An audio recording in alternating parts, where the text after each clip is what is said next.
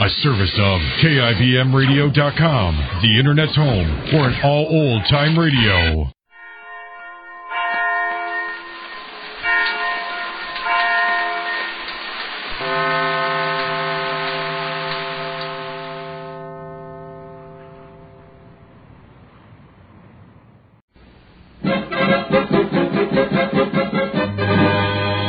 Jerry of the Circus.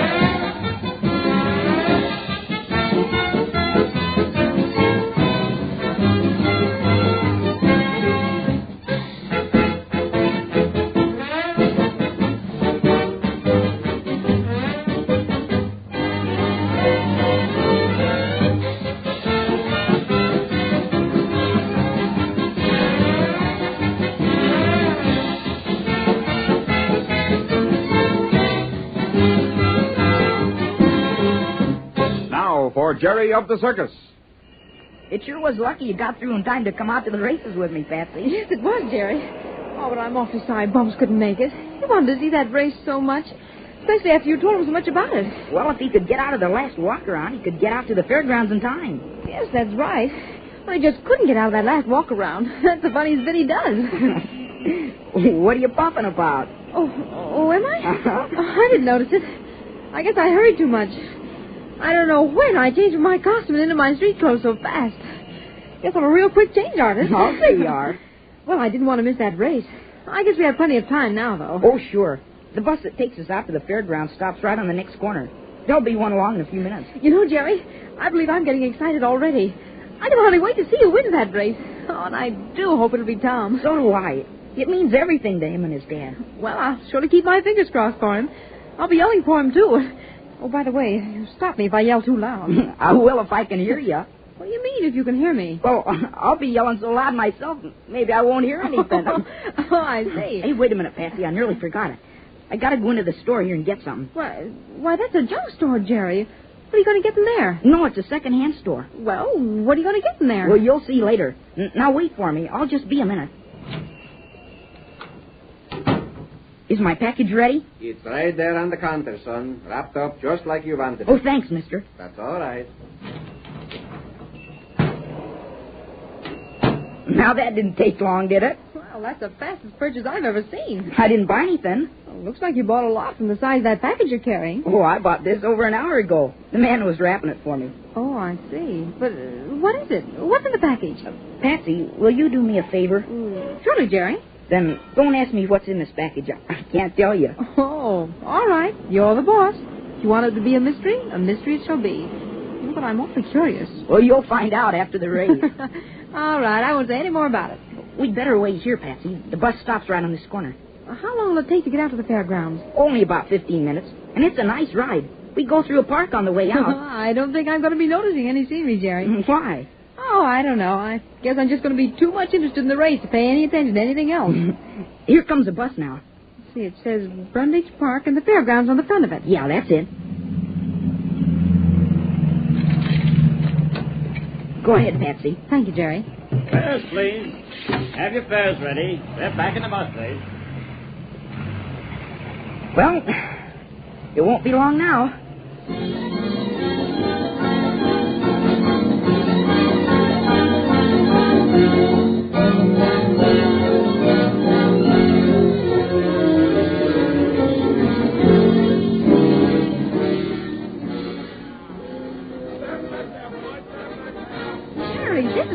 isn't fair. I had no idea it was so big. Sure it is. There's the grandstand of the racetrack right ahead of us. Uh-huh. Is that where we're to meet your friend, Mr. Rogers? Uh-huh. Come on, let's hurry. He said he'd be at the main entrance. Well, I don't see how you'll ever find him in that crowd. I guess everybody is going in to get their seats before the big handicap race. Oh, I hope we don't miss it. What? The big race. Well, don't worry, we won't. It's 10 minutes yet. Are you nervous, Jerry? Are you? A little. Hey, look at Patsy. There's Mr. Rogers. See him standing by the ticket taker? I don't know him, Jerry. Oh, that's right. I forgot. Mr. Rogers. I don't think he heard you. Mr. Rogers. Oh, there you are, Jerry. Been waiting for us long? No, Jerry, I just got here a minute ago. This is Patsy, Mr. Rogers. I'm very happy to know you, Mr. Rogers. And I'm glad to meet you, young lady. You got the tickets? You bet I have, and good seats, too. Here you are. Thanks a lot, Mr. Rogers. Oh, it was awfully nice of you to get them for us. Oh, not at all, not at all. Glad to do it. Say, how's Tom? I was just going to ask you to do something, Jerry. Yes? Well, Tom's been asking for you. He wants to see you before the race. Will you come out to the paddock and, sort of wish him luck? Will I? I'll say I will. I wanna. Good boy. Then let's hurry. You want me to wait for you here, Jerry? Let's see. Oh, you can come, too, if you like. No, I don't think that'd be so good. I think it's better if Jerry and Tom can talk alone. Then I'll tell you what. You take one of these tickets and go up into the grandstands. I'll keep mine, and after I see Tom, I'll join you up there. Well, that's a good idea. Say, you mind taking care of this package for me? Oh, surely, Jerry. Now, no fair looking, though. I won't, I promise. Okay. See you in a little while. Bye, Mr. Rogers. Most like to see you after the race. Goodbye. Lots of luck. Thank you. Is Tom excited, Mr. Rogers? Yes, Jerry, Tom's pretty much worked up. It's asking a lot of a boy to become a jockey in a few hours and then ride in a big handicap race and to top it off on a horse that hasn't got a chance. Now, don't say that, Mr. Rogers. Blaze is just as much of a chance as the other horses. Oh, I wish I felt the same as you do about him. Come on, right through here, Jerry. Okay. I know Tom will try, but it just seems useless. Blaze just hasn't got enough speed for such a long race. He might surprise you, though. Yes, and what a wonderful surprise that would be. Every penny I have in the world is tied up in that horse. If I don't win that race and get the $1,000 prize money, Tom and I will be in a bad fix. Well, it just means I'll have to start all over again. Now, don't think about that. Just think that Tom is going to bring Blaze in, the winner. Jerry, you're an optimist if there ever was one. I don't know what I am, but it just seems like good sense to me. There's no use hoping for something to happen and then say it won't happen. Yes, there's a lot of truth to that. Hey, there's Tom now. Jiminy, he sure looks nice in that jockey's outfit. Yeah. Tom! Oh, Tom! Jerry! I told you Jerry would show up before the race. What, Jerry? I'm sure glad you got here in time. Hey, I got an idea, and it won't hurt it to try it. Well, what is it, Jerry? Well, you see this ring? Yeah, I've noticed that a lot of times. It's a dragon, isn't it? Mm-hmm. It's a good luck ring. Mr. Bradley gave it to me. Well, who's Mr. Bradley? Oh, you don't know him, but he used to be a clown with the circus. Now, listen, Tom. I'm not going to give you this ring. I couldn't do that, but I want you to wear it in the race. Oh, really? Sure. Here, take it. You can't tell. It might bring you good luck. You'll need it, Jerry. Gee, it fits me keen. Thanks, Jerry. I don't see how I can lose now. I've got Ham's lucky rabbit's foot, and now this ring. That's the way to talk. Well, I'll let you boys alone for a minute. I've got to attend to something. Okay. Don't be long, Dad. I won't. Say, Tom, I asked Whitey what you told me to ask him. And what did he say? Well, he said to be very careful not to get in between two horses. But if you do, see that you give Blaze his reins and let him out. Don't hold him back. Yeah? And he said if you can't get over by the rail, to pull around on the outside. He said there were a lot of horses won on the outside. Oh, I'll remember that. Are you scared? Well, a little. Well, don't be. Whitey said to tell you that if you're cool and keep your head, you can think better. Well, all right. Then another thing. Keep talking to Blaze. Keep telling him to try harder. Oh, yeah, I'm going to do that. You're going to try with all your might now, aren't you? You bet I am. Does Blaze seem all right? He does to me, but Dad says he won't be able to run because he ate those oats this morning. Oh, he didn't eat enough to hurt him. Oh, I don't think so either. Well, I've got to get up in the grandstand so I can get in my seat before the race starts. It'll only be a couple of minutes now. Good luck, Tom, and remember, you and your dad need that money awful bad, and it's up to you and Blaze to win that race. You've just got to win. I'll see you after it's over. Okay, Jerry, and thanks. Thanks for what? Oh, I don't know. Just thanks for everything. I don't feel so nervous anymore since you talked to me, and, well, I'm just going to try awful hard. I know you will. See you later. Bye, Jerry. You boys all through talking it over? Oh, yes, Mr. Rogers. I was just going to go out and get in my seat. Well, you've only got a couple of minutes now. You'd better hurry. Say, Mr. Rogers, Yes? please don't say any more to Tom about not having a chance. You see, he thinks he can win it, Mr. Rogers. I told him he could, and if he thinks that way, it's better than to think it's hopeless. Yes, you're right, Jerry. Come on, I'll walk over to the grandstand with you. I got some tips from Whitey and told Tom about them. You know, some little tricks to do in the race. Good for you, Jerry. I hope they work. Oh, they will. Whitey knows more about horses than anybody I know. Say, you seem to take quite an interest in our winning the race. You bet I do.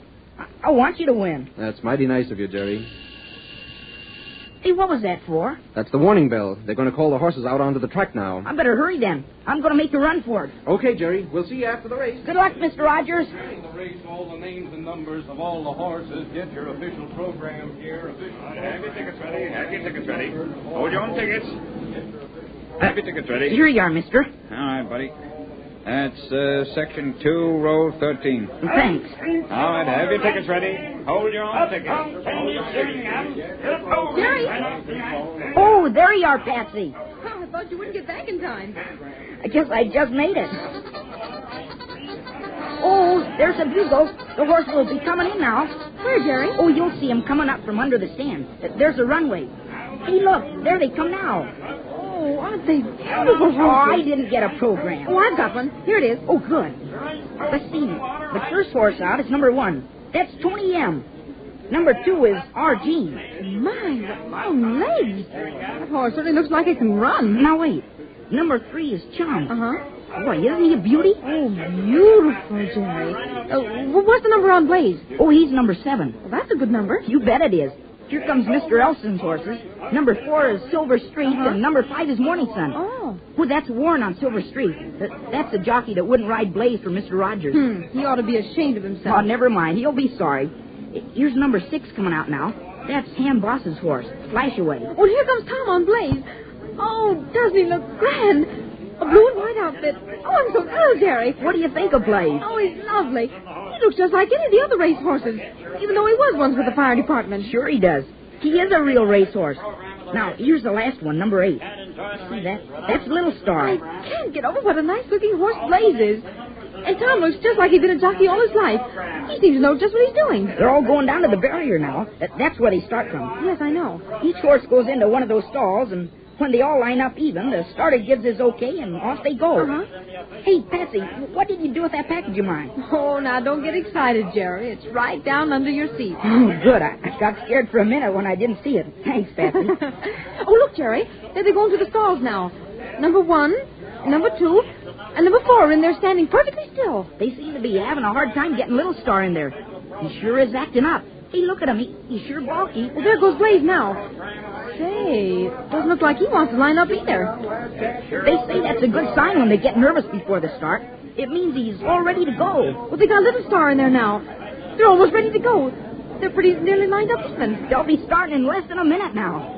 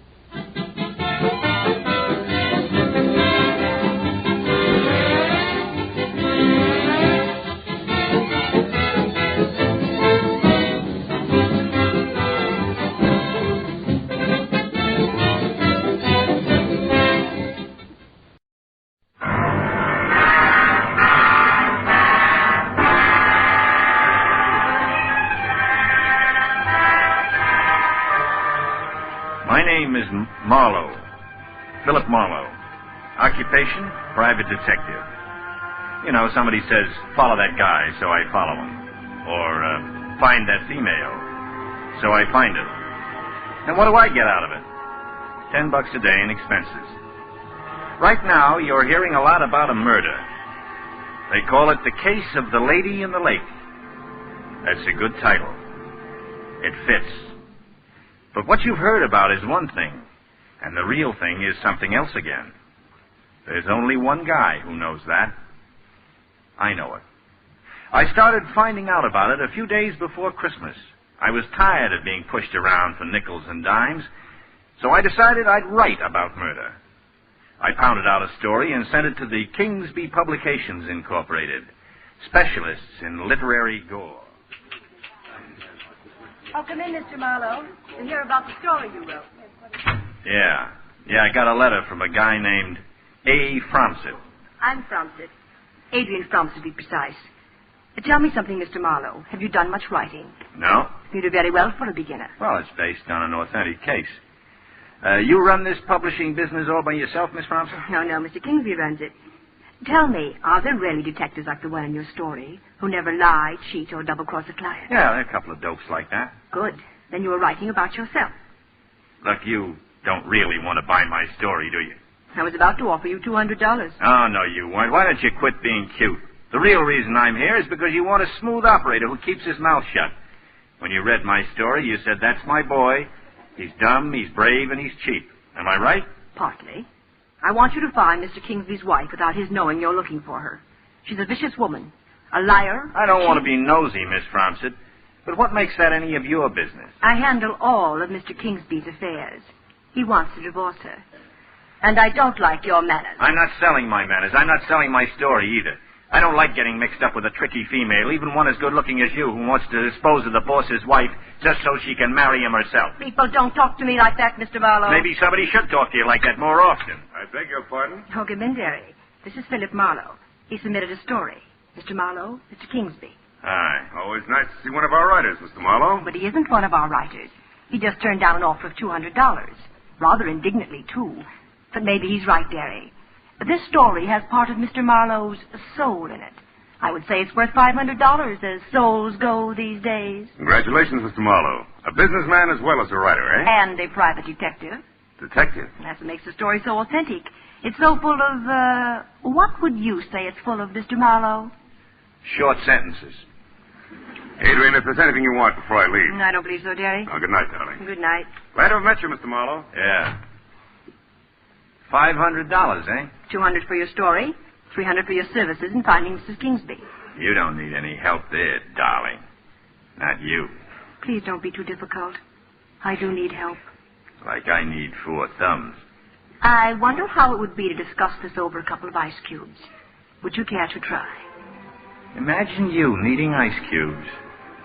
Sure, Miss Fromsett. Let's try. She had a very cozy apartment, Miss Fromsett did. She left me alone while she fixed a drink. I couldn't help spotting the telegram. It lay there staring at me on top of the piano. It was addressed to Darris Kingsby. Going to Juarez, it said, to get a divorce and marrying Chris Lavery in Mexico. Your loving ex-wife-to-be, Crystal. If you're going to take this case, Mr. Marlowe, the first person you should see is Chris Lavery. Oh, who's he? Crystal Kingsby ran away with him a month ago. Or so we thought. A month ago, eh? Take him that long to get to El Paso? Who said anything about El Paso? That telegram on the piano. Why didn't you tie it on my ear? I might have found it quicker. Oh. What's the mystery if Kingsby's wife is in Mexico? The mystery is that Chris Lavery's here in town, and she isn't.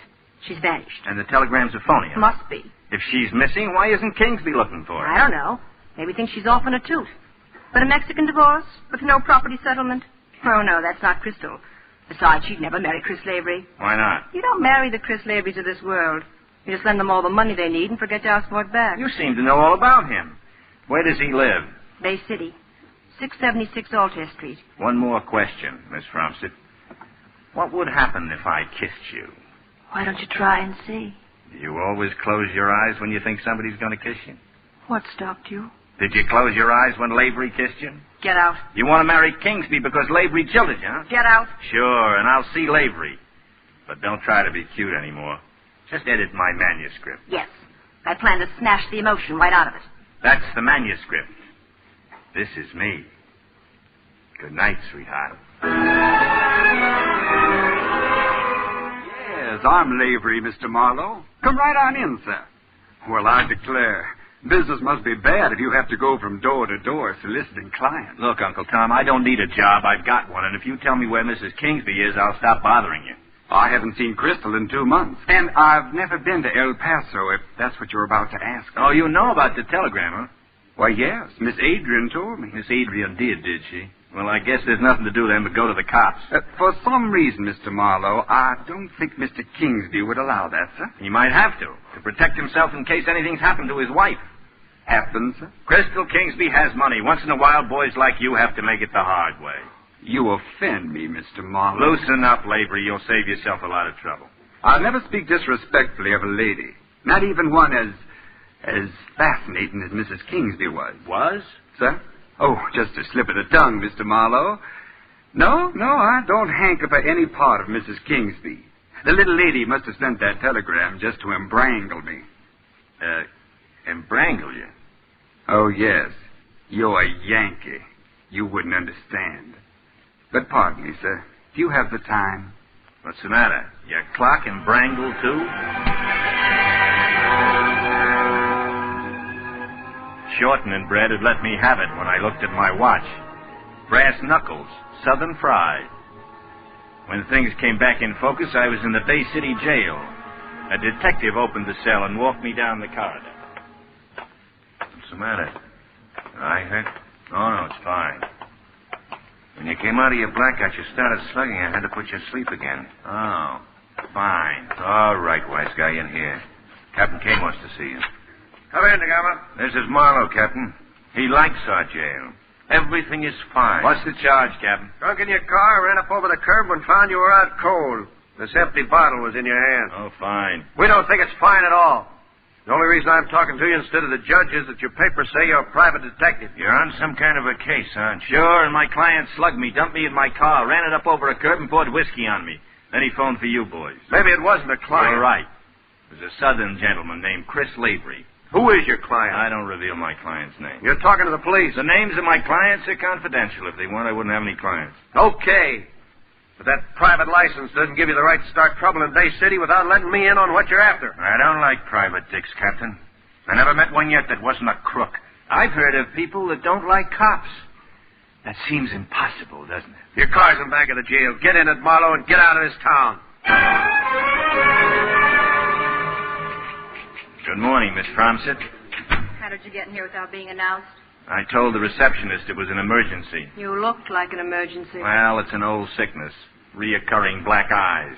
Mr. Lavery impressed you? His brass knuckles did. Well? Well, nothing. I woke up in the Bay City jail. We're right back where we started. Yeah, maybe this is a good place for me to get off. What do you want for $300? A funeral? You were hired to find Crystal Kingsby. Would it be asking too much to start working as a detective? Crystal Kingsby was last seen at Little Fawn Lake. That's a place in the mountains beyond Arrowhead. A few cabins and a private lake owned by Mr. Kingsby. Drive up there and talk to the caretaker. Excuse me, Miss Fromsett. Yes? There's a man here to see Mr. Kingsby, Mr. Floyd Greer. Greer? He's a newspaper man. He says it's about something that's happened at the lake, Miss Fromsett. I'll find Mr. Kingsby. Show Mr. Greer in. You'd better sit down, too, Mr. Marlowe. So you're a reporter, Mr. Greer. What can I do for you? We just got word about tragedy at Little Fawn Lake, Mr. Kingsby. Tragedy?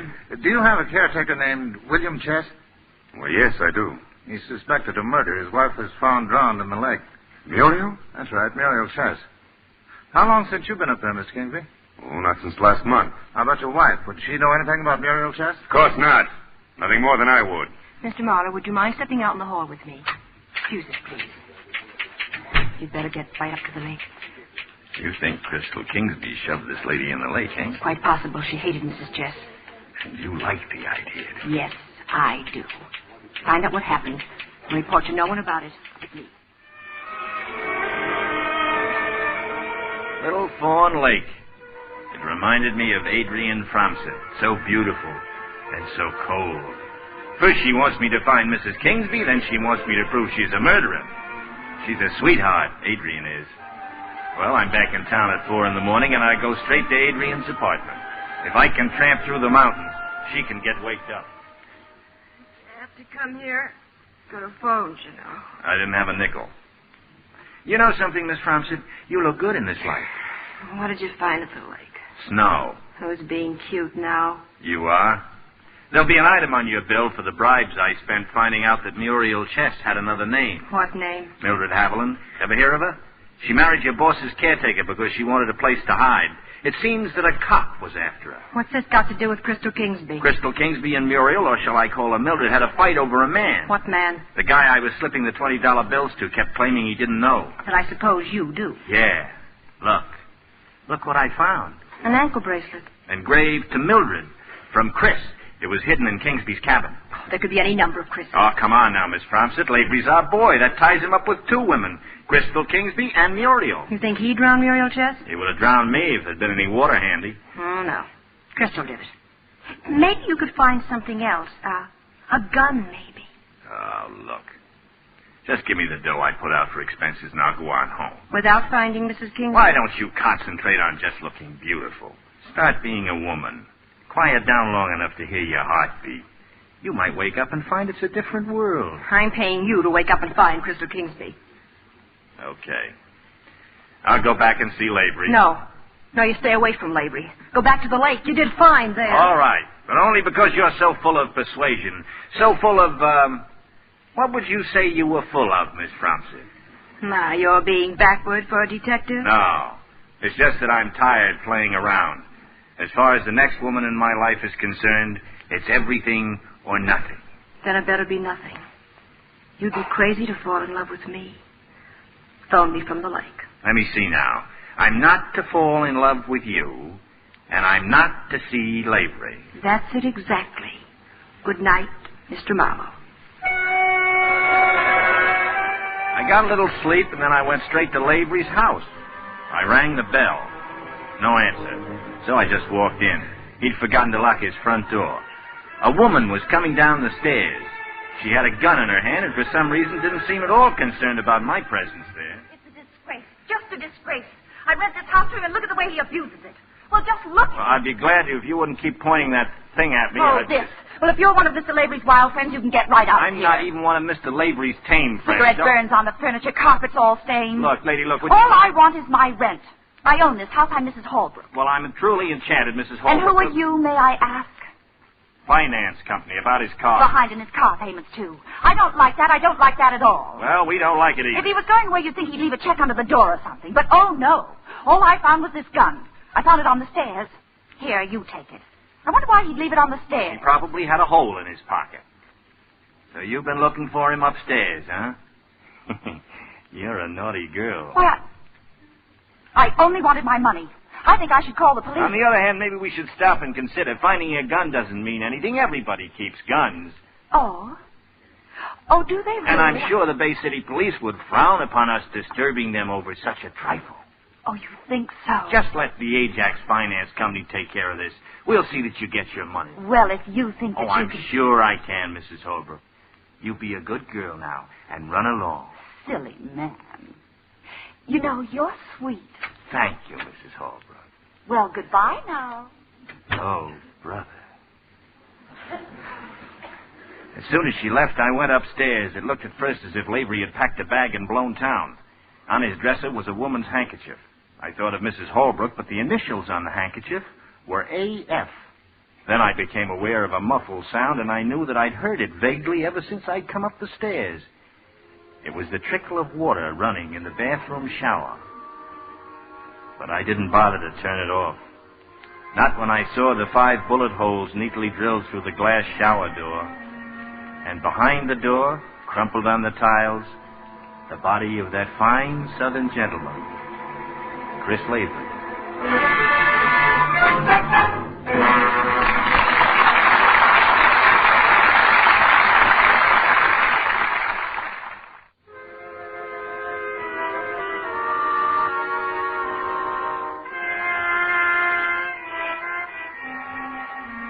I didn't waste any time getting out of Lavery's house. I went straight to Kingsby Publications. They were having a Christmas party, but I managed to convince Adrian Fromsett that I wanted to see her alone. Are you trying to be funny, Mr. Marlowe? Where did you get that gun? At Lavery's house. Lavery's dead. This gun killed him. You hinted that sooner or later I'd find the gun. Were you afraid he'd talk, Miss Fromsett? You didn't go to the lake then? No, and here's another little item for you. A handkerchief. Do you recognize it? The initials are A.F. I don't have to ask the obvious question, do I? No. And so far, nobody knows about it but me. And whoever killed Lavery. Yeah, whoever killed him. Or was he the type of guy who kept this sort of souvenir?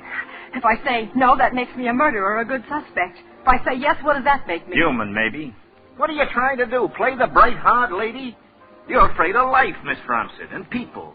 You don't give yourself a real chance. You never... Come in, Mr. Kingsby. Come in. What's going on? Relax, Mr. Kingsby. You've seen guns before. Maybe I lack a sense of humor, but Lavery didn't think it was funny either. He's dead. Dead? Did your wife own a gun, Mr. Kingsby? What does my wife have to do with this? Break it to him gently, Miss Fromsett. Derry, I hired Mr. Marlowe to look for crystals. I told you, crystals to be left alone. Oh, no, Derry. No, you didn't. What you said was you were tired to death of her. Well, I did. Oh, then you're not.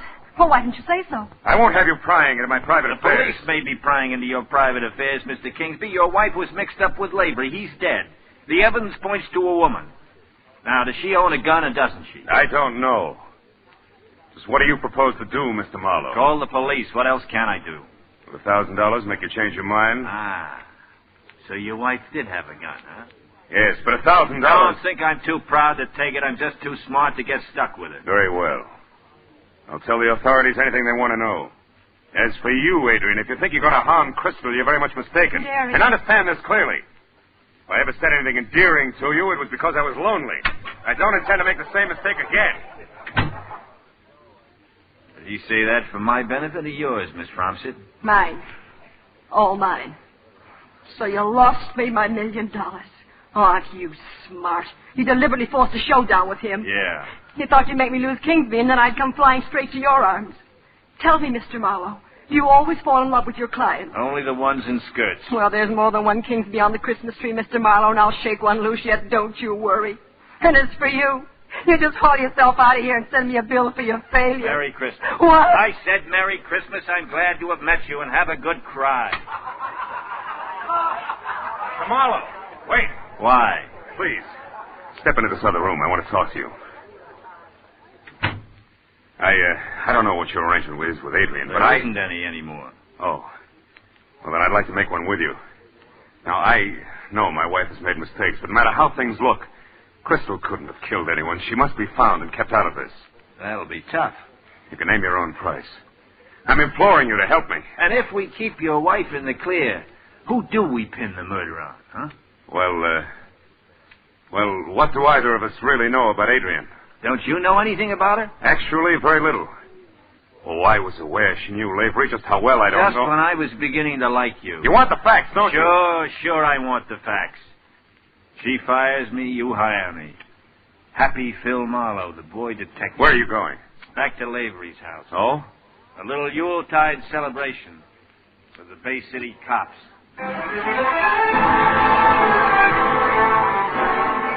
You've been handling this gun? How stupid are you, Marlowe? I'm giving you the gun, DeGamo. Maybe I should have tossed it down a sewer. You got an alibi, Marlowe? I told you about Mrs. Holbrook, Captain. She was here ahead of me. It could have been her. And it could have been you. You said you'd come back and get Lavery. Not in those words. But in that tone. I told you not to start trouble in this town. Now, who's your client? This time you better tell me. His name is Darris Kingsby. He runs a string of magazines. Keep talking. His wife ran out on him about a month ago from a place he has up in the mountains, Little Fawn Lake. Who did she run off with? Well, a good guess would be Lavery. I came here the day before yesterday to ask Lavery if he knew where she was, and for my pains, I landed in the can. In case you've forgotten. We remember, people. What was Lavery's story about Kingsby's wife? He said he hadn't seen her in 2 months. After you turned me loose, I went up to Little Fawn Lake. Why? Because something peculiar happened up there. They found a woman in the lake. A dame. Named Muriel Chess. Just stick to what happened here. I am. This Muriel Chess had an ankle bracelet. It was given to her by somebody named Chris. Oh, what? So she's dead, and upstairs is a corpse named Chris. I see. So you go through this joint, take the gun, collect or steal anything you can, and finally get around to calling us. Well, I don't buy it.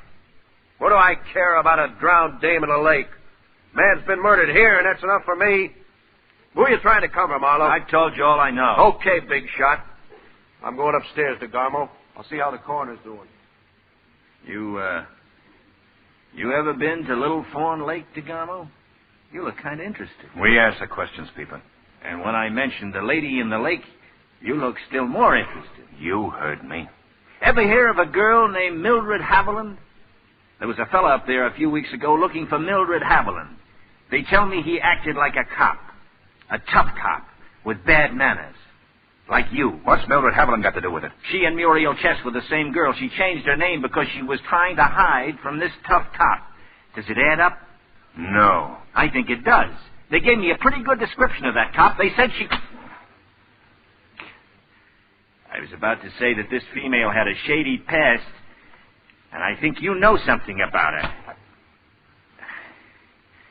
That sort of confirms it, doesn't it, DeGarmo? Now we're getting somewhere. You stick your nose in my business and you'll wake up in an alley with a cat looking at you. What did she do, this Mildred dame? Bump somebody off down here? Is that what you had on her?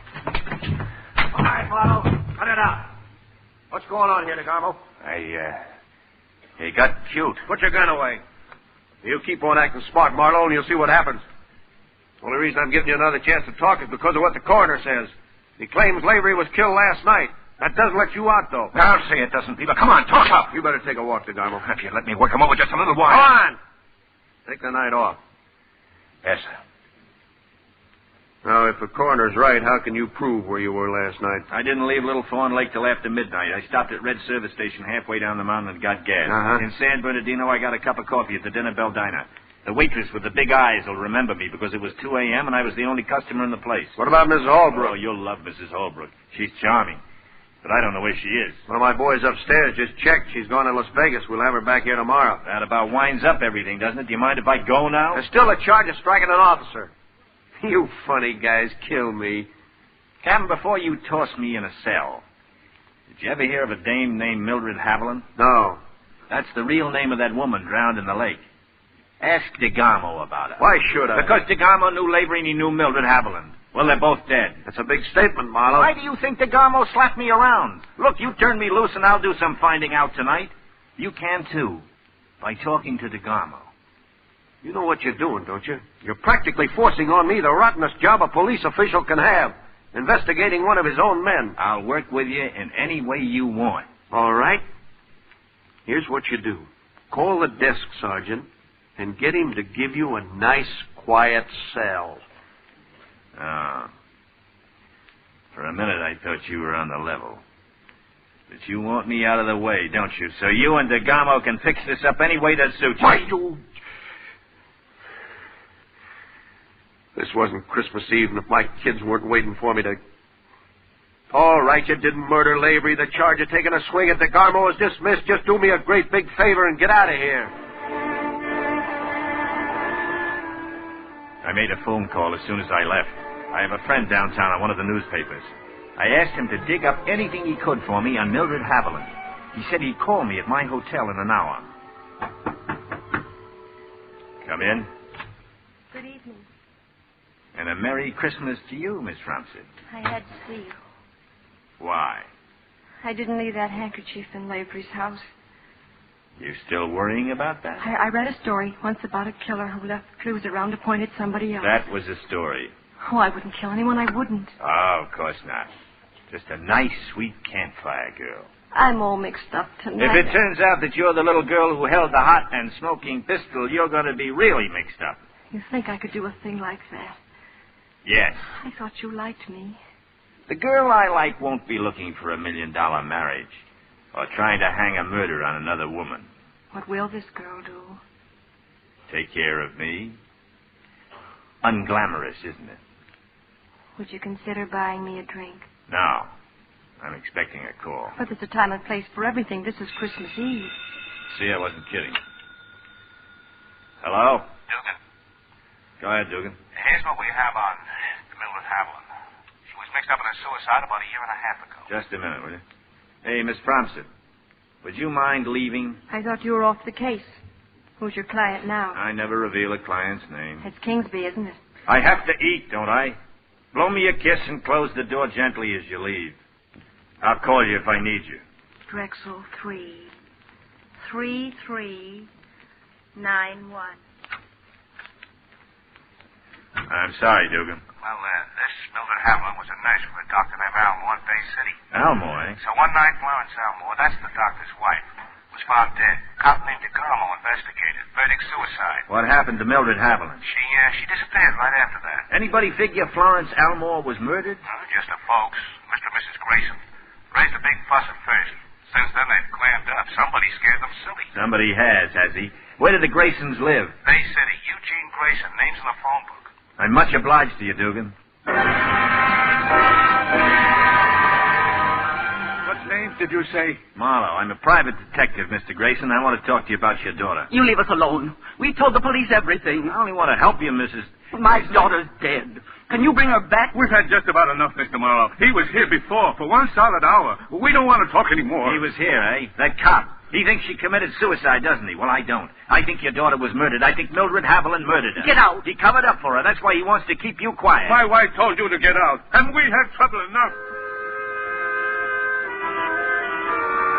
Leaving Grayson's house, I saw this other car down the block. 2 miles later, it was still on my tail. I stepped on the gas and cut across town, but I couldn't shake it. All right, then I'd stop. As I started to slow down, he pulled up alongside of me and turned a spotlight full in my eyes. At 40 miles an hour, you hit a ditch pretty hard. In the split second before I passed out, I saw who it was. DeGarmo.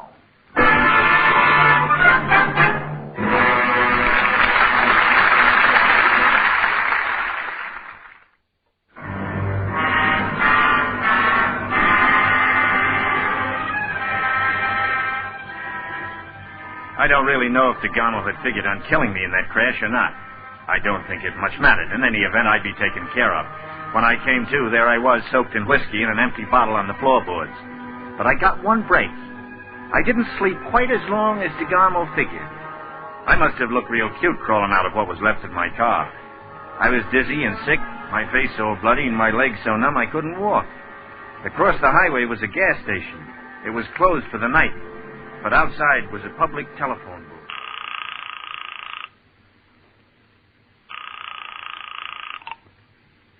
Hello.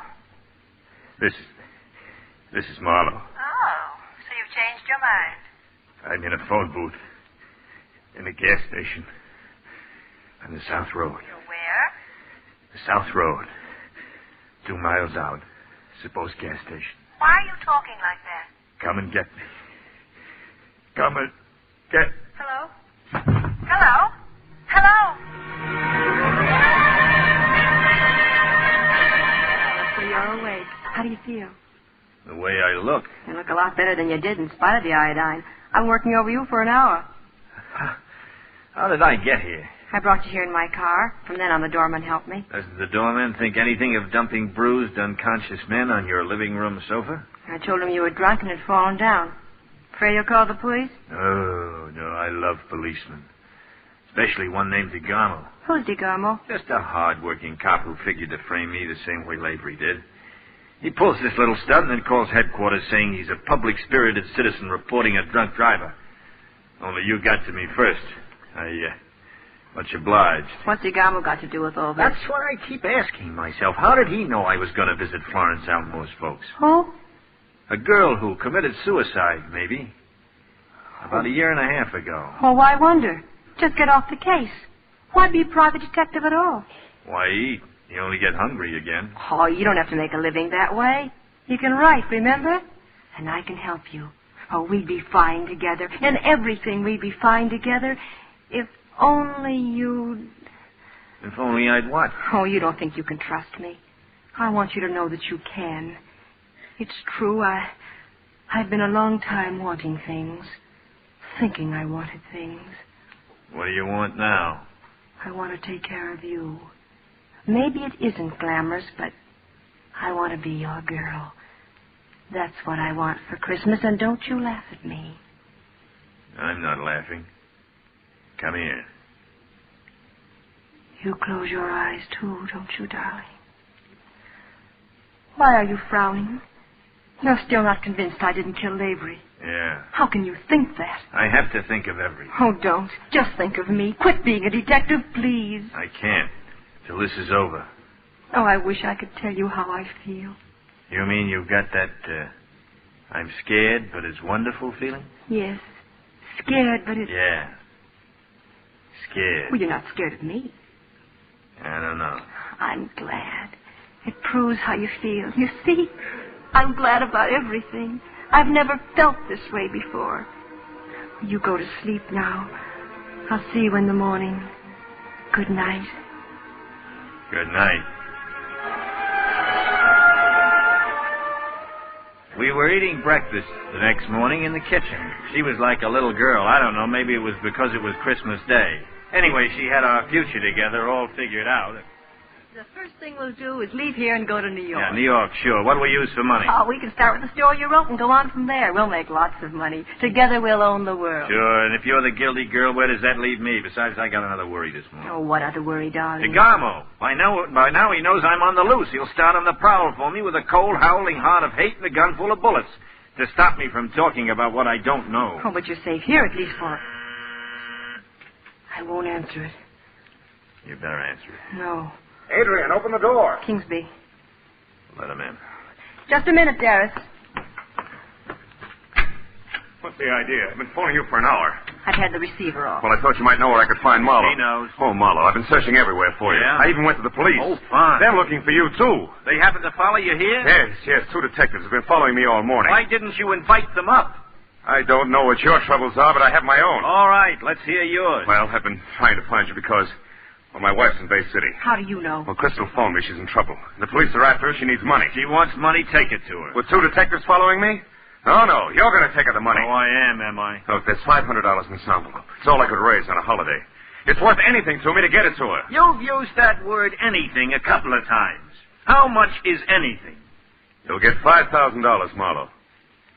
That's a deal, Santa Claus. What's the deal? I don't want you near her. She's trouble. 2 people have been killed already. Maybe she has some answers. Well, what else can I do? Stay here and let the cops come after me? Oh, we'll figure out a way for both of us. And end up where? In a gutter with my teeth kicked in, smelling of whiskey I never drank, running down alleys? The only way out of this is to see Crystal herself. Oh, let someone else And solve there's it. the money. $5,000, just in case my typewriter breaks down and I can't write stories. It's enough to start on. And more than enough to bury you with. No, I won't let you go. If I run away and never find the answers, I'll never know for sure about you, will I? All right, then. Go. Where do I meet your wife, Mr. Kingsby? In front of a cocktail bar called the Peacock Cafe. It's on the main boulevard near 14th Street. Here, take my scarf. Wear it. She'll recognize You leave first, Kingsby. Take those detectives on a tour of Chinatown. Keep them following you while I go down to Bay City. Good luck, Marlowe. Thanks. You realize, of course, maybe a trap that Kingsby set for you himself? Yeah. Oh, please don't go. I told you once it's everything or nothing. I'm going to trust you. Get hold of Captain Kane and come after me. Well, how do we know where to find I'll make you? Crystal take me to wherever she's hiding out. You'll phone me from there? Maybe I won't be able to. Well, then how will we... There's a box of rice in your kitchen. Quoting a girl named Fromset, I read a story once. How a detective carried rice around in his pocket. It left a very nice trail. Maybe it'll work again. Are the keys in your car? Yes. I'll go down the back stairs to the garage. Goodbye, Miss Fromset. You've been charming company. Wait. This is the payoff, isn't it? Say that again about the... I'm scared, but it's a wonderful feeling. I'm scared, but it's wonderful. Goodbye. I didn't have to wait long in front of the Peacock Cafe. The girl hardly glanced at me as she walked over to a shop window next door and stood there waiting. I tried being casual as I sauntered up. Give me the money. You get right to the point, don't you, Mrs. Kingsby? Just hand it over. Where are you staying? What makes it your business? An envelope in my pocket with $500. $500. You want it, or would you rather just crab about it? Give it to me. I will, but not here. Come on. How far is it? Not far. I promised I'd phone your husband as soon as I found you. He can wait another 2 minutes. You can phone from my room. You, Mrs. Kingsby. Close the door. Yeah. kind of hot in here, isn't it? I wouldn't think of my guest being uncomfortable. What's out there beyond that window? The roof? You must come again sometime. We'll take a sun bath. Now quit stalling. It's convenient having a pair of them, isn't it? Pair of them? A pair of little guns that kill just the same as big guns. Why don't you take it out of your coat pocket? Yes, I will. It is nice, isn't it? Now, if you'll hand over that envelope. That was a good act you put on as Mrs. Holbrook, the landlady. You weren't so bad yourself as the finance company. The cops say Lavery was killed the night before we met. What I can't figure is what you came back for the next morning. I was looking for money, and I still am. I'd be crazy to carry any money with me. Think of my trading position. Where is it?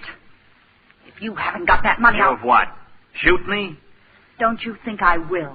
Sure I do, Mildred. What? I said, sure I do, Mildred. You don't think I really believe you're Crystal Kingsby, do you? Although Kingsby believed it when you talked to him on the phone, didn't he? No, you're Mildred Haviland. You murdered the Elmore woman. I didn't. She was asphyxiated in the car. It was an accident. And the lady in the lake, instead of being you, is Crystal Kingsby. Was that an accident? Yes. Yes, it was. Crystal and I, we traded clothes one night, and she had on my things and I had on hers, and we went across the lake to see if we could fool Bill Chess, my husband. And Crystal fell in the lake and sank to the bottom. Yes. Yes, she did. I didn't know what to do. So you ran away to El Paso. You met Lavery there. His death was an accident, too, I suppose. He took a gun into the shower bath. I don't know. I don't know Lavery was the only man who knew the real identity of the lady in the lake, wasn't he, Mildred? I'm through talking. And you'd better have that money on you. You can't shoot, Mildred, not with a safety catch on. Here, let me fix it I don't for tell you. Get this gun out of your head. Come on. Let me give you a tip, Mildred. Never try to shoot a man when he's looking at you. I'm frightened. Oh, I'm so frightened. Get me out of here. Please, please take me with you. I'll bet that act went over big with Lavery. Please. It went over big with DeGarmo, too, didn't it? DeGarmo? He covered up for you on the Elmore case. Every time you look at a man, he falls over, doesn't he, Mildred? I'm a nice girl. You don't understand me. I'm a nice girl. Yeah, you're a lovely girl. I'd like to play dolls with you. What's that? The cops, Mildred. I invited them here to meet Crystal Kingsby. They're going to be quite surprised to see you. No. Oh, no, you wouldn't. Come in, Adrian, and bring the gallant Captain Kane with you. Get him up, Mona. DeGarmo, honey. Hit him with that gun, honey. Kill him, kill him. Stay just where you are, Millie. Don't talk to me like that, sweetheart. DeGarmo doesn't like you anymore, Mildred. Yes, he does, don't you, honey? You weren't expecting DeGarmo, were you? He was expecting the other cops, honey, not you. It's been a long time since he's seen you, Mildred. Ever since you double-crossed him. You ran away and changed your name from Mildred to Muriel and married that poor little guy named Chess. DeGarmo's been looking for you. Have you, honey? Why don't you laugh, Mildred? Like he's laughing.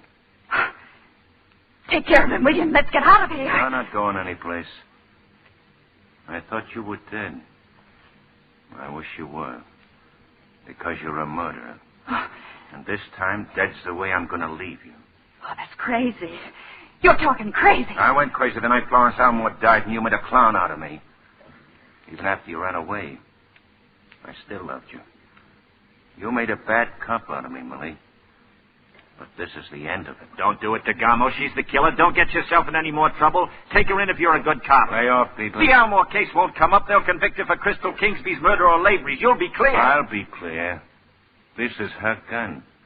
If she dies by it and you die by it, I'll be clear. Because I'll be the officer who investigates. You're a fool, DeGarmo. I'm no fool. And I'll be a good cop. I'll be the best cop in the world. But she isn't going to hurt anybody again. No. No, please. I'm done, honey. I love you. I'm your girl. I was...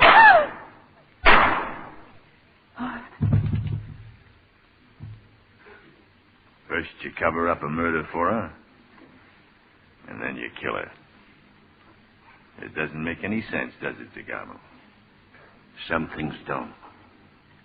Petticoat fever, eh? Yeah. We all get it, people. We all get it. I once had petticoat fever myself. I took a chance and lost. When you walked in that door instead of Kane, a lot of things suddenly ended for me. I'm scared. But it isn't wonderful anymore. I'll say you lost. My drunk driving frame didn't stick, but this one will. How does it feel dying in the dirty middle of somebody else's love affair? I don't want to seem selfish, but I'm thinking of my own. I followed your ice here, Marlowe. Thanks a lot. I followed it, and I kicked it into the street so nobody else would follow it. So don't be expecting any friends or relations. How did you know about it? How do you suppose?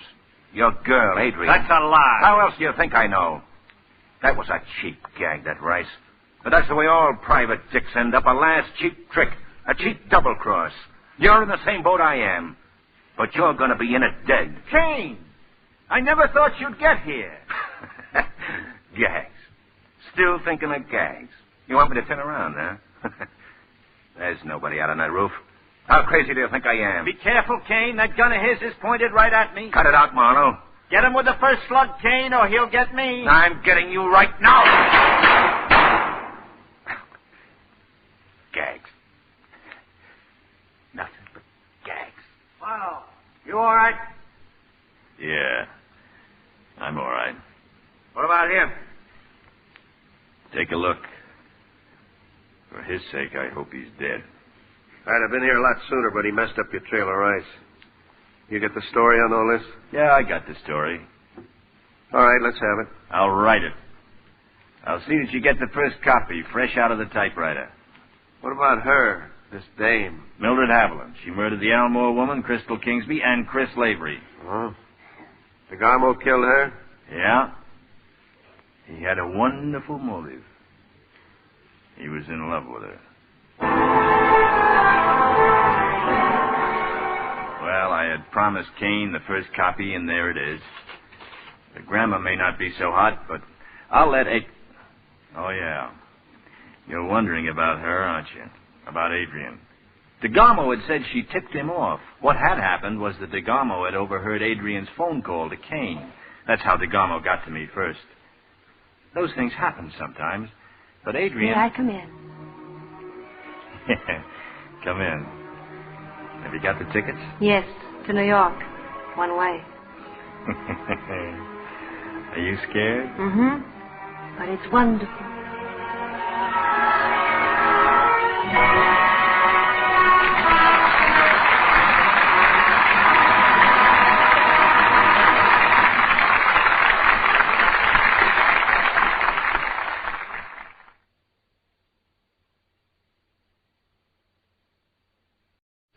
Fresh, the new cream deodorant presents David Harding's Counterspy.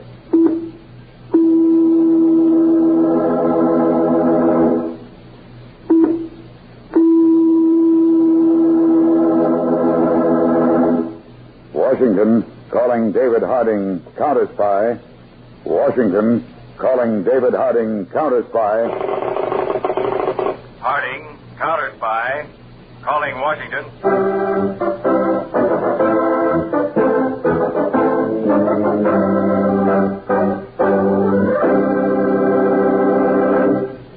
David Harding Counterspy is brought to you by Fresh. Fresh, the new cream deodorant that stops perspiration worries safely. Switch to Fresh to be sure.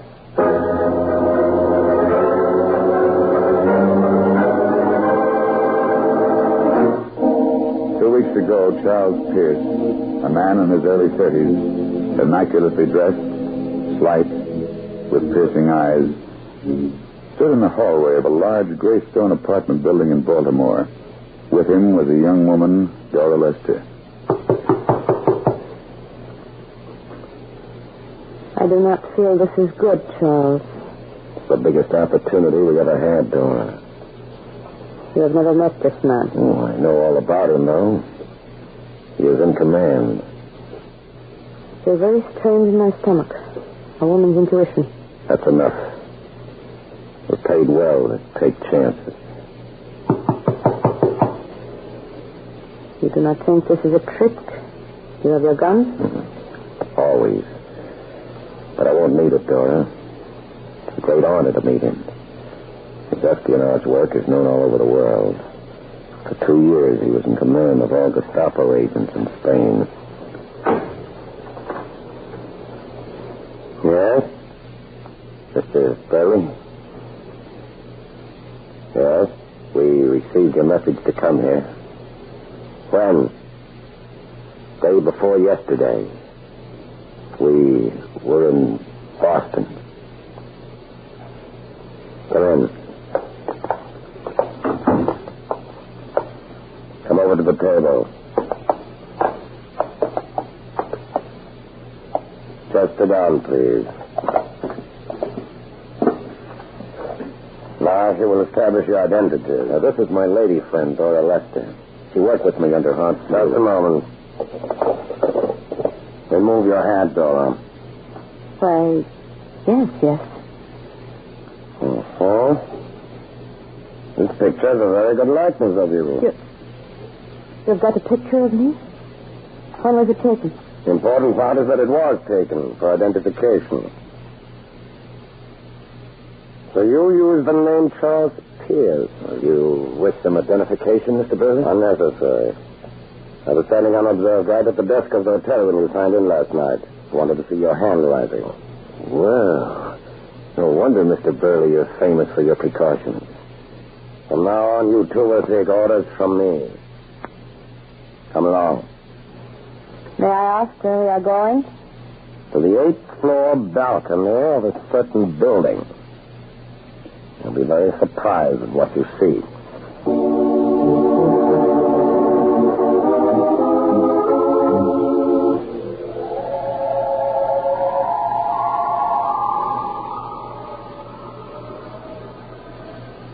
A person could very easily fall to his death from this balcony.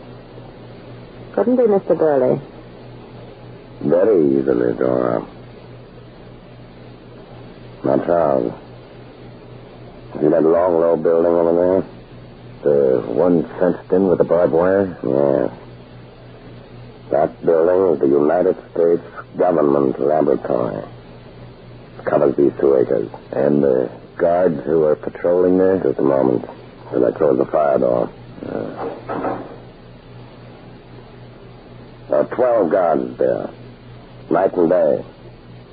There's a beam of an electric eye which goes all around the building. Automatic protective devices of every description. What do they protect in gold? Something even more valuable. Bugs. Bugs? You're fooling. No. There are bugs in there worth as much as $5,000 each. I hate bugs. I couldn't hate any bug worth $5,000. What is the mystery of them, Mr. Burley? One of the greatest allies of the Japanese, disease caused by jungle bugs. Disease Americans have never experienced.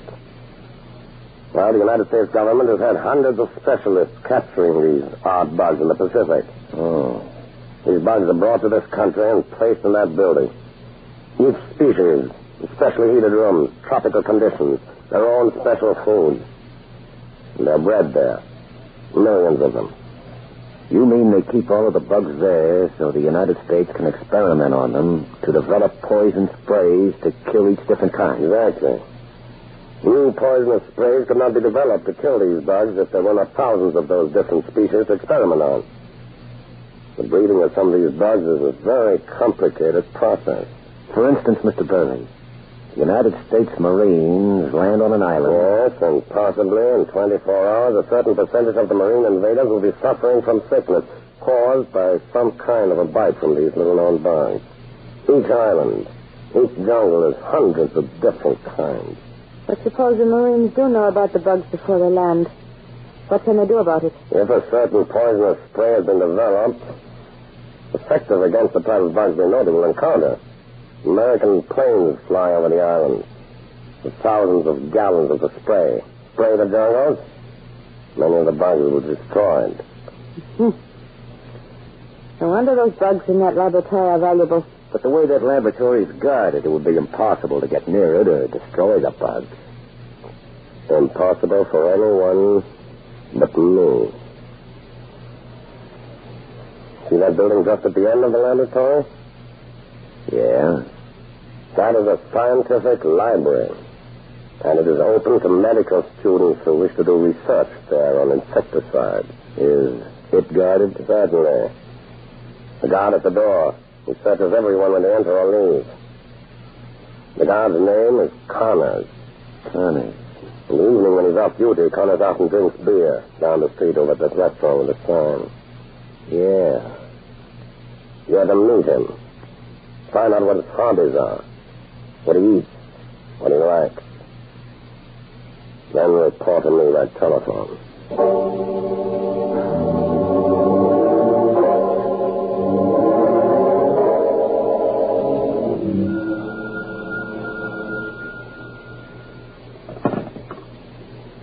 Hello? Mr. Burley? Yes? That gentleman you asked me to meet. Yes? I've become quite friendly with him. His hobby is, dogs. Dogs? Yes. He talks about them by the hour. Very interesting. What shall I do? Come to my apartment at 11 tonight. When you visit the scientific library again tomorrow, I want to have something planned.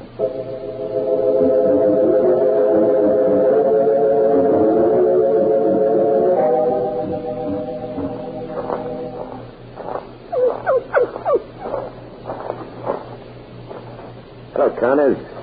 Hi, Charlie. Well, of all the times you've come to the library here, you didn't tell me you owned a dog. How do you like him? Come here, boy. Come here. Hey, that's a peach of a dog. Belgian Shepherd. Yeah. Boy, let's see your mouth. You liking dogs so much, Connors, you sold me the idea. Well, I bought this one. About 2 years old, huh? Uh-huh. Now you got something. Yeah, and he's highly trained.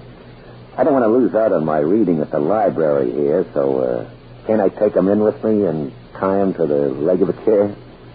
Well, I don't know if I should let you, but... yeah, that dog's almost human, ain't he? How about it? Okay, take him in with you. Hey, Charlie. Wait a minute. Yeah? I got to search you, you know. You still have to after knowing me so well? This library section's right next to the scientific laboratory, you know. I wouldn't let my own mother in without searching her. Okay. Arms up. Yep. Turn around. Okay. You're still a thorough guard, Connors. I got 2 kids in the Pacific. You bet I'm thorough.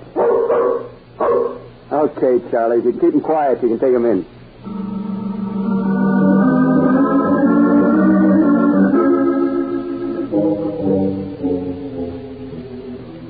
You know, Dora, this dog doesn't like Mr. Burley's apartment here. I can see from the way he looks, Charlie.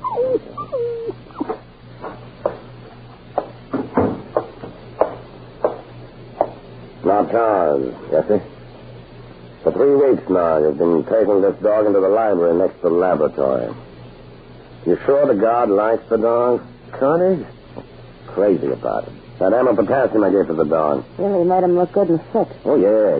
His nose was hot and dry, his eyes glassy. And you did not bring the dog's apparent sickness to the attention of Tom. Oh, no. I was just going into the scientific library with the dog when he looked at him and he said, your dog's sick, Charlie. Give him sulfathiazole. And if I was you, I'd put a blanket on him for a couple of days. Keep him bundled up. Perfect. So the guard himself suggested the blanket. Sure did. Wonderful. Yeah, easy, boy, easy. Come here. It's our big moment, Charlie. The climax. Now, the Pentolite. Pentolite? What's that? It's an explosive more powerful than TNT. Explosive? That's right. And a little time watch. That'll set it off. You will throw the explosive and the time watch right into the underside of the dog's blanket. Well, you'll walk into the library with a sick dog that the guard Connors has got a weakness for. He'll search you. And with his type of mind, you'll never think to feel under the dog's heavy blanket. Because he himself suggested the blanket. Yeah.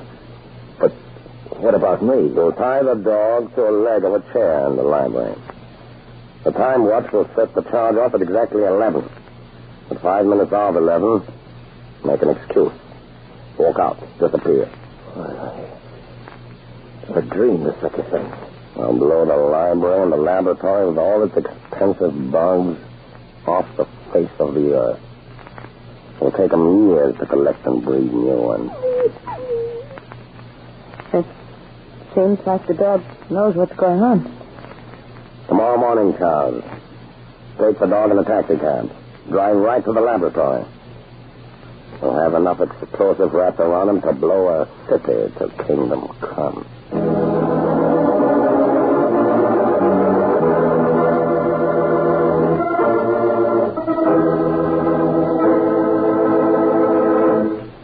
And now, ladies and gentlemen, we come to that part of our program known as Be Fresh or Be Fired. Yes, the Be Fresh or Be Fired department. Maybe you might want to call it the Be Fresh or Be Lonely department. Well, anyhow, it's a quiz corner where a fresh answer is always welcome. First question. Why do you refer to 4 o'clock in the working day as the time when you're apt to come up against the deodorant deadline? And the answer? Because when you're working, an embarrassing deodorant failure is more likely to happen toward the day's end. When you're out on a date at night, 10 o'clock is another sort of 0 hour. But why be worried? Switch to that new cream deodorant Fresh, to be sure. Second, a man's question. Is using Fresh a sissy thing to do? And the answer? Well, Fresh is a big seller among GIs and post exchanges all around the world. That's plenty answer. Which brings us to a question frequently asked. I get conflicting advice from people I know on how to be sure of personal daintiness. I'm confused. Well, friends, as many famous beauty editors and authorities on good grooming can tell you, modern science has the answer. And Fresh brings it to you. In Fresh, you get the benefit of the most effective perspiration-stopping ingredient known to science. Fresh contains an exclusive ingredient. Fresh cream deodorant stops perspiration worries completely and safely. It's safe for you and for your clothing. It's creamy and smooth, not sticky, doesn't dry out, and it's never gritty. So it's a pleasure to switch to Fresh, to be sure.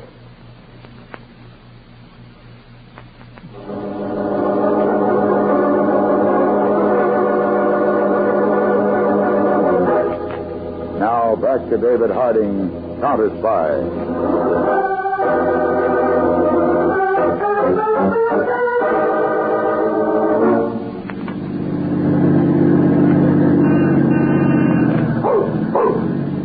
Driver, pull up right in front of the scientific library.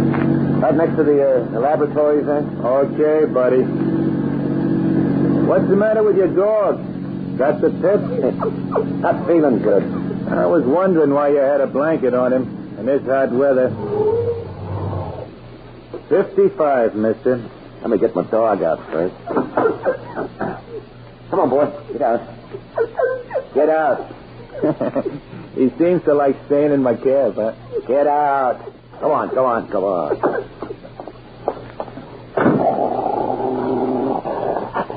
Hey, I guess he sees the big dog the woman's got over there.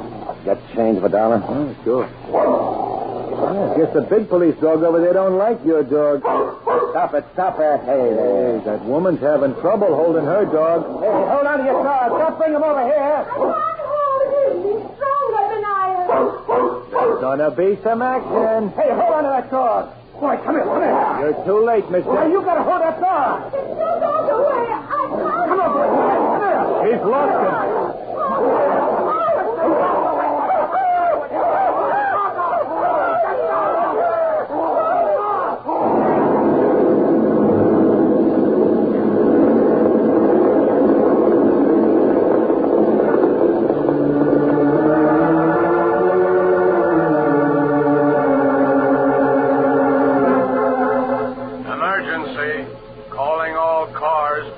Immediately to street in front of Baltimore Experimental Laboratories. There has been a big explosion on sidewalk, blowing taxicab and 2 or more persons to pieces. Emergency.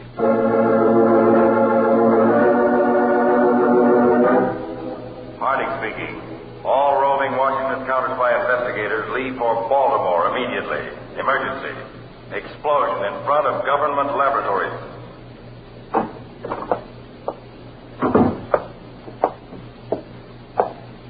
Everett, I want you to leave for Baltimore with me at once. This is the craziest case I ever heard of, Mr. Harding. Why would anybody want to blow up the street in front of the government experimental laboratory? You think it was an attempt to blow up the laboratory and it went wrong? Definitely. The guard in the research laboratory saw it happen. And the explosion resulted from a dogfight. A dogfight? The most fantastic thing. We're up against a very unusual mind, Everett. Anything left from the explosion to examine? Nothing. The man who had one of the dogs, the woman who had the other dog, the taxicab driver, all were blown to bits. It was a terrific explosion. As soon as we reach Baltimore, we'll set up a thorough investigation.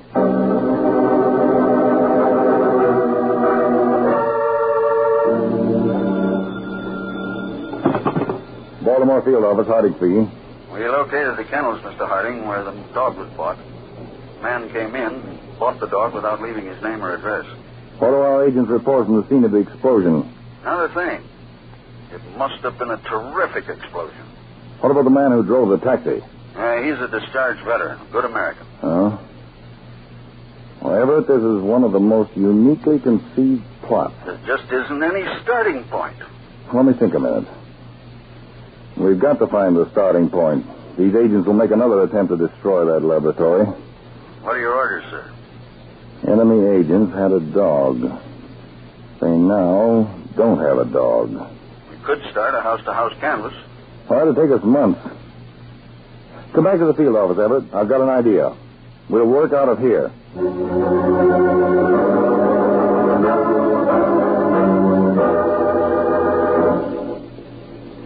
I'm feeling very nervous, Mr. Burley. Can't we leave this apartment and go someplace? What time is it, Dora? Almost midnight. All right. We'll go out to eat. Seems funny not having Charlie around. Don't mention that fool. He bungled my whole plan. Have the newspaper said anything about the explosion? Just one little item. The government must have clamped down and censored it. You're going to try some other way to destroy the laboratory? Of course. But this time I'll do it myself. You're rather pretty, Dora. I like you, too. Who's that? You don't suppose Charlie really wasn't killed? Oh, strange this time of night. I'm frightened. Stop it. I didn't leave one possible clue. Yes? Are you Mr. Burley who lives here? Yes. I'm David Harding of the United States Counterspy. This is one of my agents, Mr. Everett. May we come in, Mr. Burley? Why, yes, come in. This is Miss Dora Lester, a friend of mine. How do you do, Miss Lester? This is Mr. Everett. How do you do? Miss Lester? May I ask why you're called, Mr. Harding? Well, 3 days ago, Mr. Burley, there was a dog which caused an explosion in front of the Baltimore Scientific Laboratory. Why, that's strange. Yes, very strange, Mr. Burley. In fact, peculiar. These are government orders. Neither one of you is to move. Just a minute. A whole minute at all. I'm frisking you. No gun. Ever check, Miss Lester? No gun either. Mr. Harding, your attitude is uncalled for. Mr. Burley, my men have been covering Baltimore. Restaurants, meat markets, pet shops, formulas, everything. Well, we found a restaurant right across the street where a man had been buying food for a dog every day. He hasn't bought any such food for the last 3 days. I suppose you're referring to me. Yes. Well, what am I supposed to say? You're supposed to do some pretty tall explaining. Where is your dog, Mr. Burley? He died. Oh? He didn't die by being blown to bits, did he, Mr. Burley? No. My dog died a natural death. Ah, I see. Well, when a dog does die a natural death, of course, there's always the body. Isn't there? Why, yes. Where is your dog's body, Mr. Burley? Well, I was very attached to him. I took him and buried him in the country. Suppose you show us where. At this time of night? Yes. All right. Must I drive out, too? I'm afraid, Miss Lester, you must.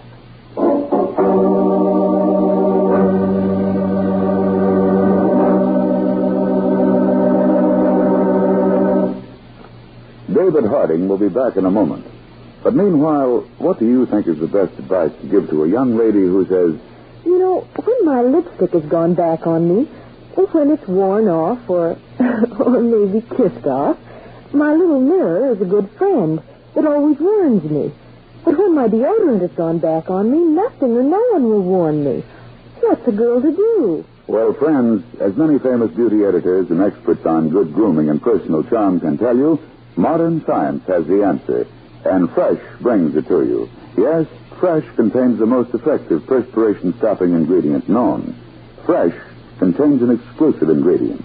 Fresh stops perspiration worries completely and safely.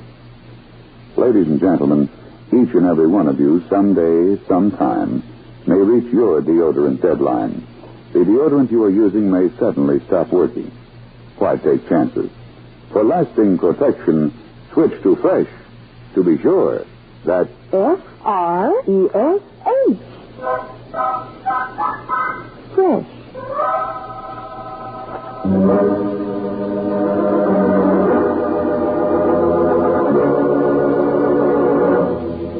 Now, back to David Harding, Counterspy.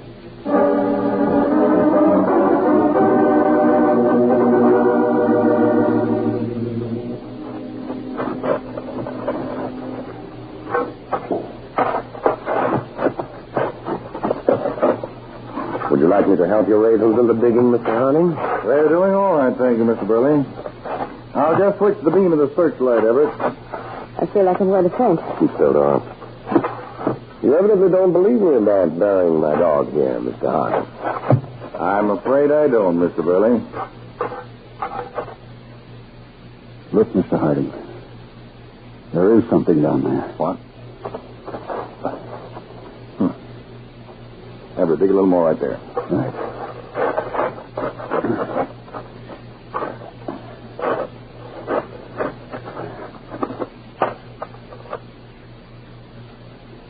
Beat that.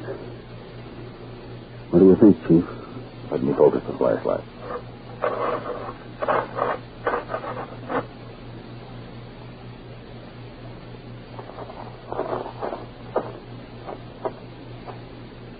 Mr. Burley, I apologize.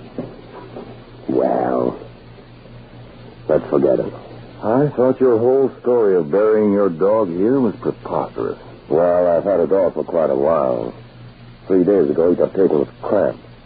He died before I could get a doctor. I felt so badly, I brought him here and buried him in the field. Miss Lester, we owe you an apology also. I'm so nervous and upset, frightened me so the way you came into the apartment. We do make mistakes sometimes, and this is one. Well, we'll just have to start from the beginning again. Look for another clue. I'll arrange immediately, Mr. Burley, for one of my agents to drive you and Miss Lester back to your apartment.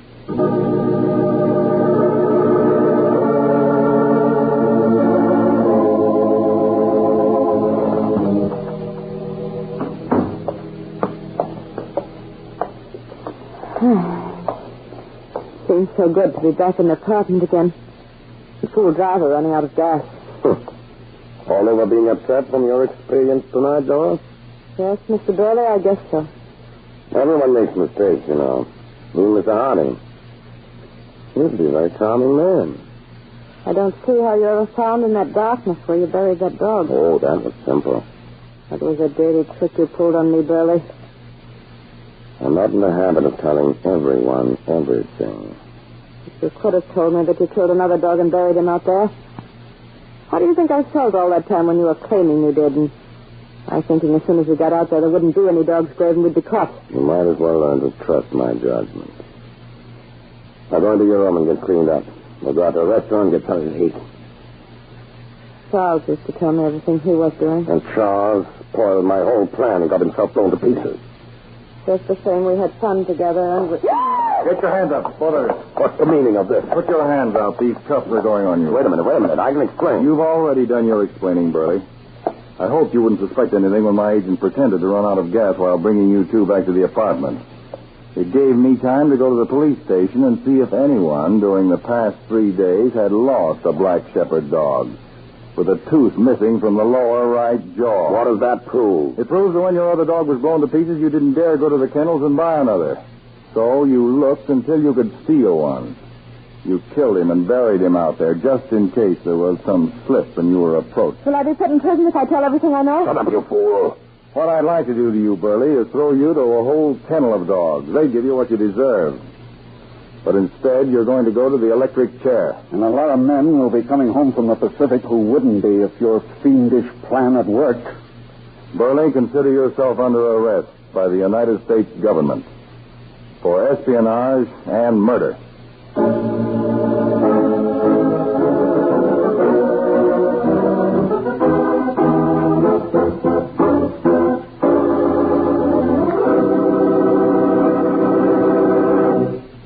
And now here is Mr. Harding to tell you about next week's case. I have before me a report of a German minesweeper which has just sailed into an Atlantic port and given itself up. I have here a report of a suspect living at an expensive, exclusive summer hotel overlooking that same port.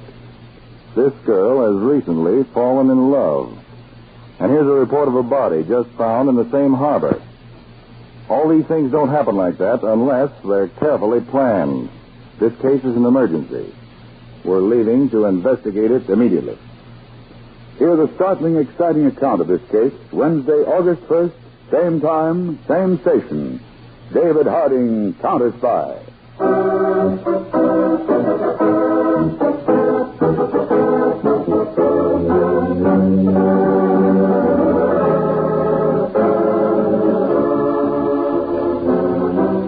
David Harding, Counterspy is brought to you by Fresh. Fresh, the new cream deodorant that stops perspiration worries safely. Switch to Fresh to be sure.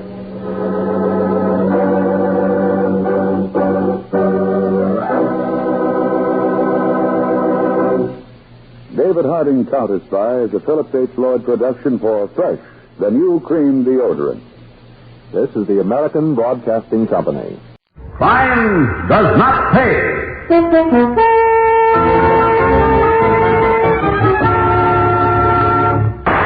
Nice going, Annie. Very nice. You're terrific. It's easy with a rifle, Frank.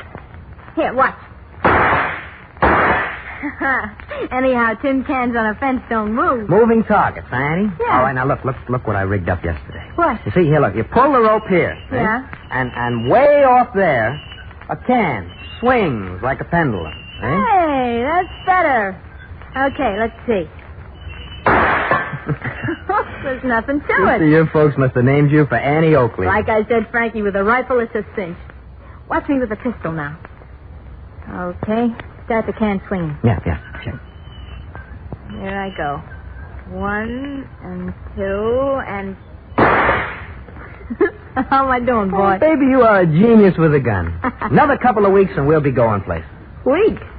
What's the matter with right now? If I can hit tin cans at this distance, a guard at a bank ought to be easy as the sight of a barn.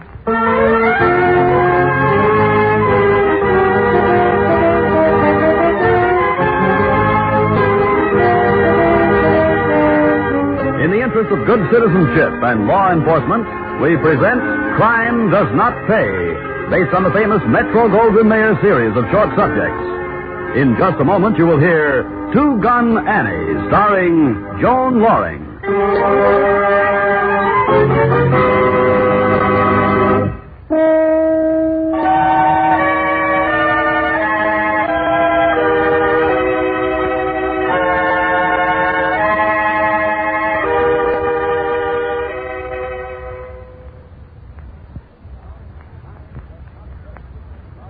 Now, Crime Does Not Pay, starring Joan Loring as Ann Armistead in Two Gun Annie.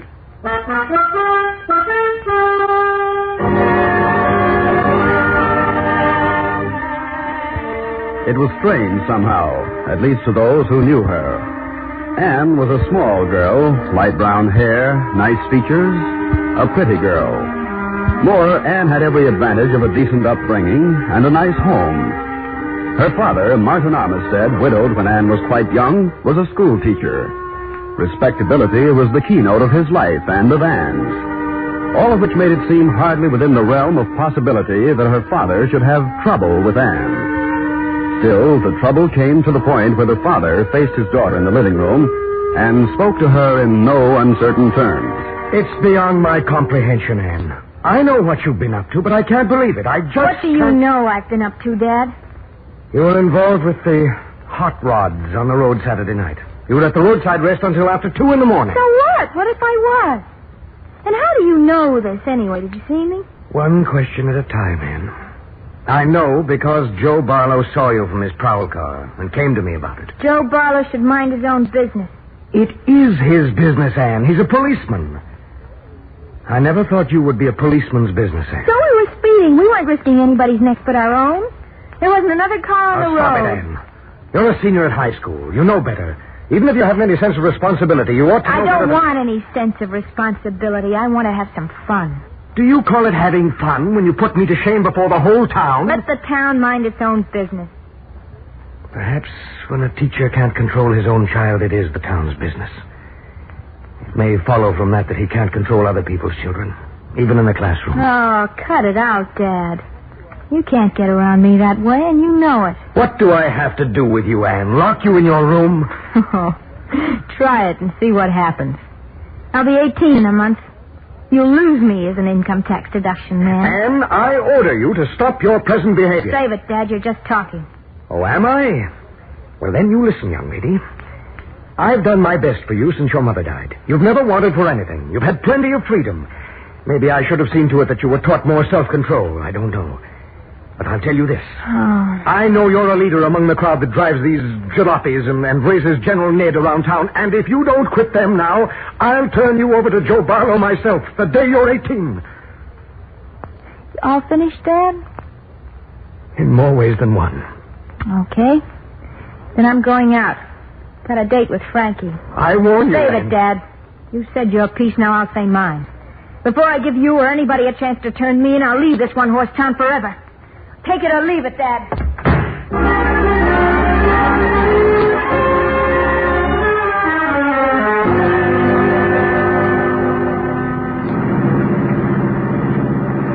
I'm sick of it, Frankie.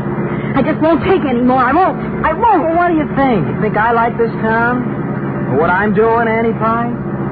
Jerking sodas for a bunch of kids in jeans? Great for excitement, I don't think. What brought you here in the first place, then? The railroad. This was as far from hometown as my dough would take me. Well, you've been making money.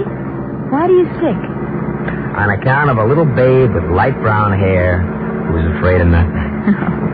Not even of me. Afraid of you, Frankie?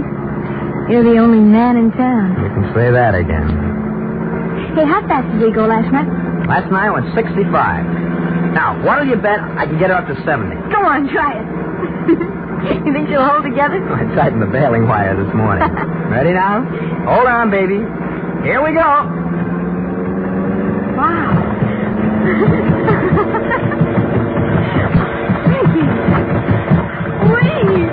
Keep her going. Down to the floor. Frankie, this is great. It's the fastest you've ever gone. Get your head out the window. Oh, Frankie. How about that, huh? Oh, this is great. Oh, shucks, the radiator. Couldn't take it. But the meter went to 72. It 72, was wonderful, huh? right? Yeah, it's just wonderful. Boy, when we roll like that, it's out of this world. Well, you sure like speed, don't you, Annie Pie? I like anything that'll get me out of this dump and far, far away. Oh, Frankie, I'm so bored. I'm so darn bored. Except when we do things like that. Now, honey, take it easy, huh? Now, just settle down for a minute, because I want to talk to you. Now you sound like my father. I don't feel like your father. You don't act like him. Oh, Frankie. You mean it, baby, about getting out of this town? Like I never meant anything in my whole life. I want to get away. Get to a big city, maybe. Get my hands on some dough, real money. How's your patience, Ann? Patience? What for? Bowie, we might have to take more of this before we could really get away. Hey, you sound like you had a plan. I have. Now listen, I could go back home. Yeah. Tell the family I came back because I'm married and broke. They'd give me the money to send for you. That'd be the first step. Yeah? After that, we could go on and we could plan. We could make real plans. You and me together, Annie Pie. We could go places. All right, Frankie. I'll be 18 next month. I'll be on my own. Send for me then, Frankie. And I'll take the first train going your way.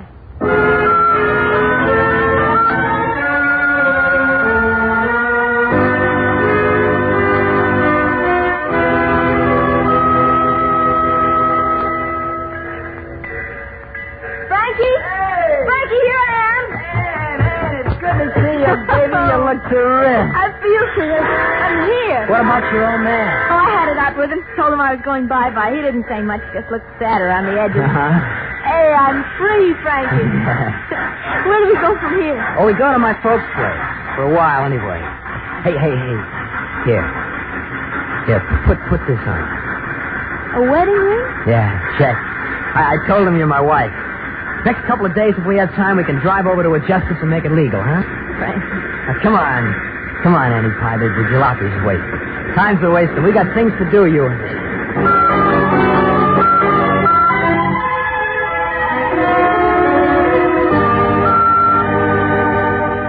What's this, Frankie? See if I'm a good student when you're the teacher. Hey, nice going, Annie. Very nice. You're terrific. It's easy with a rifle, Frank. Watch. Anyhow, tin cans on a fence don't move. Moving targets, Annie. All right. Now, look what I rigged up yesterday. Yeah? You see here, look. You pull the rope here, see? Yeah. And way off there, see, a can swings like a pendulum. Hey, that's better. Okay. Let's see. Oh, there's nothing to it. Sister, your folks must have named you for Annie Oakley. Like I said, Frankie, with a rifle, it's a cinch. Okay, watch me with a pistol now. Okay. Start the can swing. Yeah. Check. Here I go. Huh? 1, 2, and... How am I doing, Oh, you're boy? a genius with a gun, baby. Another couple of weeks and we'll be going places. Weeks? Well, what's the matter with right now? If I can hit tin cans at this distance, a guard at a bank ought to be as easy as the sight of the barn.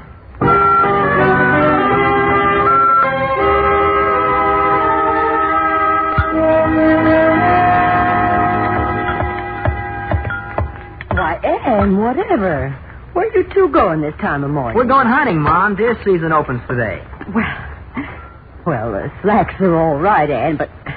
Well, I must say you look like a boy with that baseball cap and all. That's the idea, Mom. Now, why would a young man want his wife to look like a boy? Well, fellas might kid me too much. You know, who takes his wife along hunting? You do, darling. Don't I, though? Both of you be careful. More people get killed in accidents. Here, Ann. Wear this. Your red scarf? But, Ma, when Then nobody will mistake you for an animal. There. Red goes well with your coloring. Let's go, Annie Pie. No breakfast? Oh, we'll be all right. We're going through town. Frank says the hunting is better over in that direction. Don't you, Frankie? Oh, yeah, sure. Well, goodbye, Mom. Don't worry. We're going to be fine.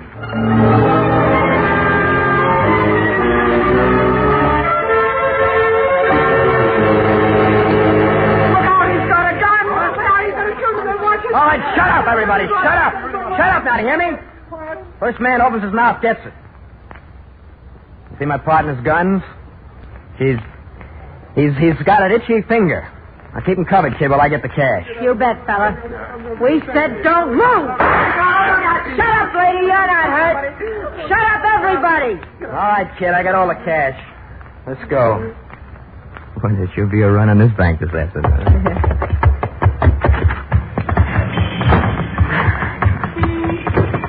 They're starting. Yeah. Quick, before they turn on the alarm. How much do you think we got, Annie Pie? We'll count it later. Good hunting, though. Hey, you think they knew? No, not a chance. Hey, there goes the alarm. Keep driving. I'll watch behind. Let me get rid of your mom's red scarf. They'll be describing it all over in half an hour. But we'll be out of the state. Hey, Frankie, police car taking off after us. That was fast. Slow down a minute. Slow down. Do as I say. They can catch us anyway. They got souped up motors. Good. Hold steady now. Don't spoil my aim. And don't kill anybody. You think I'm crazy? I just want to... Oh, I missed. Both hands. One more try. They're getting closer. Shooting at us. Well, did you think they wouldn't? Hold everything, Frankie. I can't miss this time. Hey, I got him. Right front tire. Blew right off the rim. Speed up, Frankie. We're in the clear. Now they'll never catch us.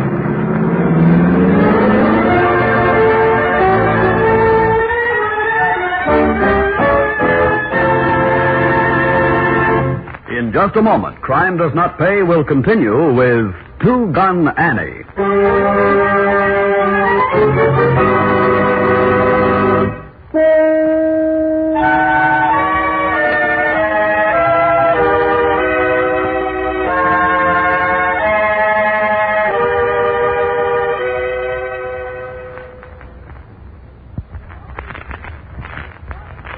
Now we continue with Crime Does Not Pay, starring Joan Loring as Ann Armistead in Two Gun Annie.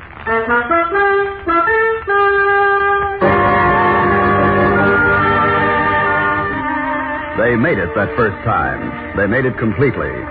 The police car, its tires shot out by Ann's marksmanship, abandoned the chase. Ann and Frankie drove into the next state, to the outskirts of a big city. There, excited, tired, they left their jalopy well hidden in a small wood, but not before Ann had exchanged her boy's attire for a sweater and skirt. Then they walked into the heart of the city, found a furnished room, and settled down. A week passed. The excitement began to disappear. Another week, and another. By the end of the month, with pursuit apparently a thing of the past, Ann and Frank ventured into the streets in daylight as well as at night. Late one afternoon, in a quiet residential neighborhood. Frankie? Uh-huh. How much do we have left? Of the money, I mean. Enough. Oh, now you bought me clothes. We've been to nightclubs. How much is left? Well, you counted it with me. You know how much we had in the first place. Oh, I see. We're almost broke, huh? Yeah, check, Annie Pie. We better start thinking about getting some more. Oh, we'll need a car for that. Well, that should be pretty easy. Only this time, no jalopy, a real car. Why not a heap? A real car doesn't sway. Not as much, anyway. I don't want to waste bullets like the last time. Pie, you're terrific. Thanks, Frankie. Any special kind of car you're thinking of? Yeah, a heavy one. Heavy? Yeah, see, like that sedan over there. Yeah. Looks like there's plenty of speed under that hood, huh? Yeah. I wonder... Come on, Frankie. Now what? Neighborhood like this, people have a tendency to get careless a little. Oh, they sure do. Look. Yeah, I see the keys. Hanging right in the lock on the dashboard. Oh, it's practically an invitation. Isn't it, though? Do we? We do. It's a keen job, this one, huh? You can say that again. Where to, madame? The house, Franklin. The house? There's certain equipment we don't want to leave behind, including the firearms and the young gentleman's outfit that fits me so well.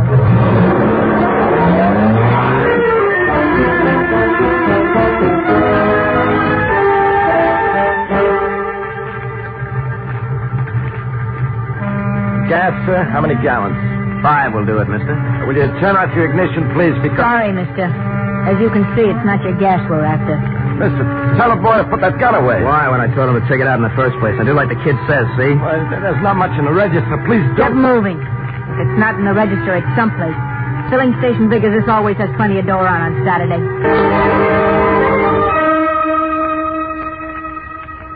Yes, sir. Yes, ma'am. What may we do for you? We want a room. What have you got? Well, sir... We've driven a long way today. Anything with a bath will do. Sorry, ma'am. There's nothing left with bath. Well, how much without? There's nothing left without either, sir. Did you hear that, dear? I heard. It's not very hospitable, is it? No. Now, don't you think you could be more accommodating if you were in his place, dear? Oh, I know I could. Now, see here. You see here. A gun. 2 of them. And they talk loud if they have to. You want to know what they say? Yes, sir. They say get into the office. My wife will mind the desk for you. Go on and get back into the office with me. Open the safe. We're a couple of guests. You're going to pay to get to leave.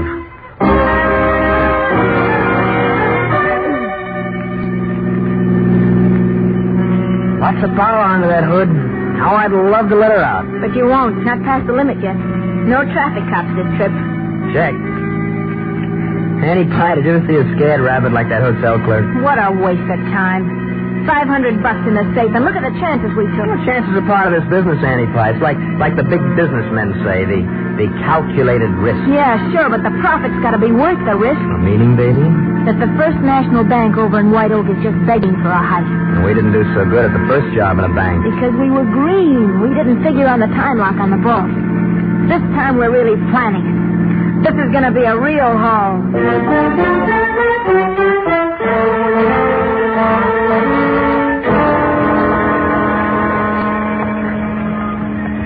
Not a soul around. Perfect. 8:40. He'll be along any minute.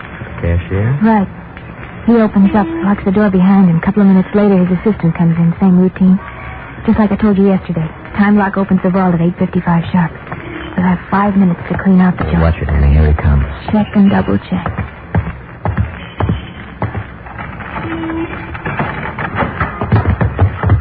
Mind if we come in with you, mister? I'm sorry, the bank isn't open until 9.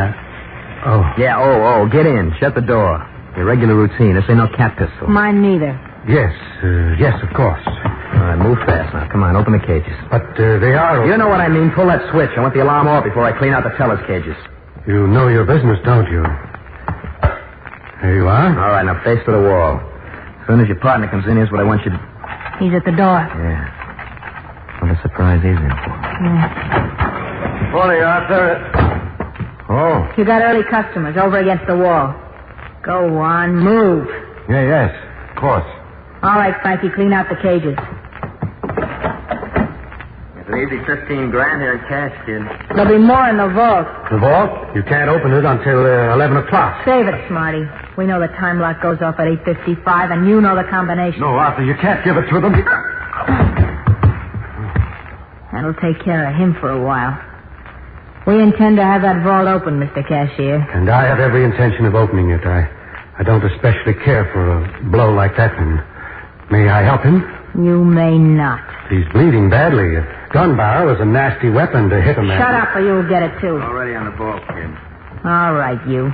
Downstairs, the vault. Certainly. This way. An obliging punk, isn't he? Oh, we don't mind. After all, we're insured, you know, and we're a national bank. We have plenty of resources. Only fools like my assistant would argue with loaded revolvers. Isn't that right? Stop talking. Get the vault open. Open it, you hear, and shut up. Or we'll leave you inside it after we clean it out. Get moving now. Fast.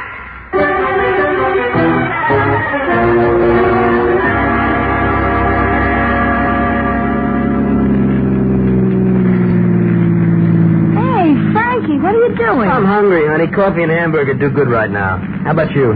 Well, I suppose.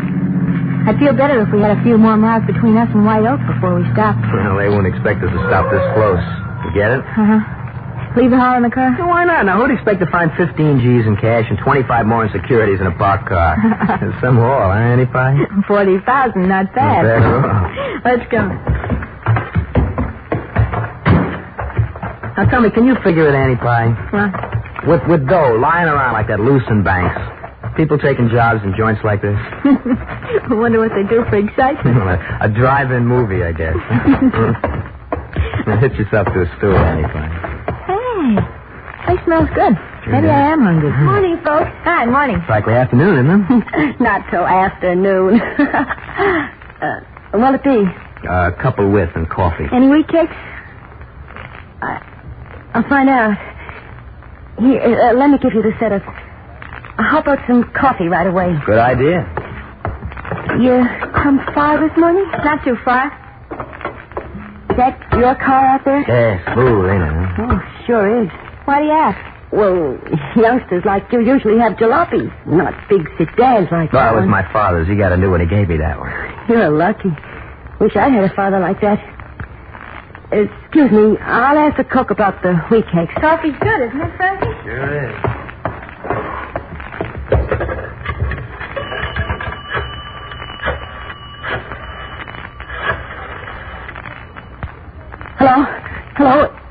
Sergeant Kowalski there?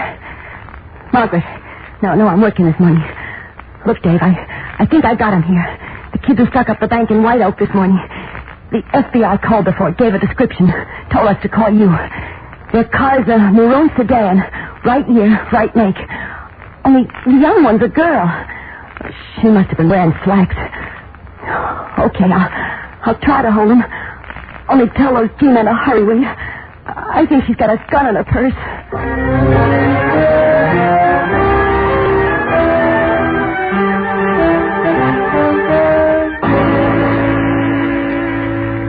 Does it take to make fresh wheat cake batter? Well, Cook's very fussy about it, and he was upset because the old stuff was sour. Take a burger, Ann. Let's get going. Yeah, tell him to kill the wheats and make me a burger. Okay, if that's what you want.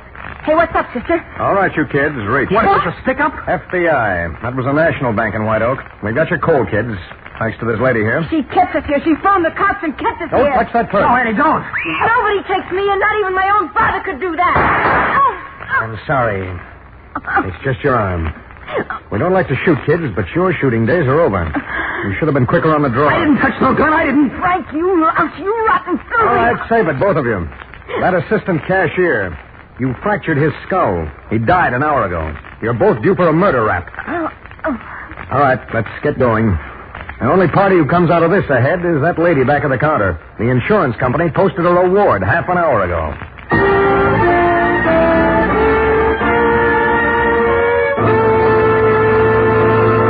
Crime does not pay.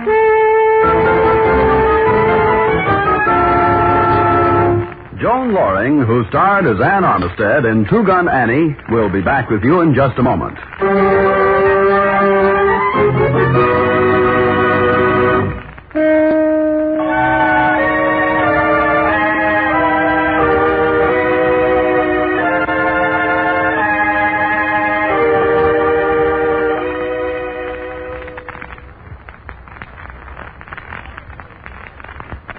Now, here in person is Joan Loring. To me, at least, the story of Ann Armistead and Frank Winfield is a revealing one. Both young people came from good homes. Anna especially seemed to have every opportunity to grow into a fine woman, a good citizen. Still, they went, in the old expression, they went wrong. Where and why? Examination of both their stories gives us one important clue. Both of them felt their lives were dull, that they needed excitement and a chance for adventure. This feeling is part and parcel of youth. But for Anne and Frank, there was no provision for working off that extra steam. There was no program, no plan. There was no guidance for them. The older generation failed them, as it's failing in so many communities across this nation with disastrous results. That's why, in the last analysis, Anne and Frank sought the release which leads only to the final lesson, that crime does not pay. Thank you, Miss Loring.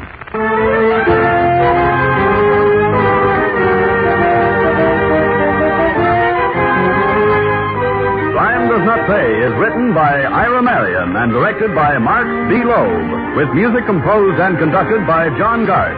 Technical advisor is Burton B. Turkis. The events, characters, and names used in the story you've just heard are fictitious. Any similarity is purely coincidental. This is Bob Williams speaking.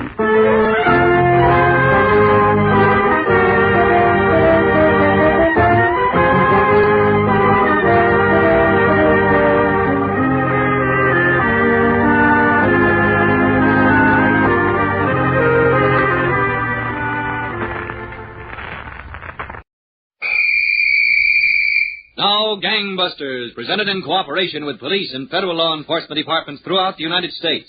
The only national program that brings you authentic police case histories.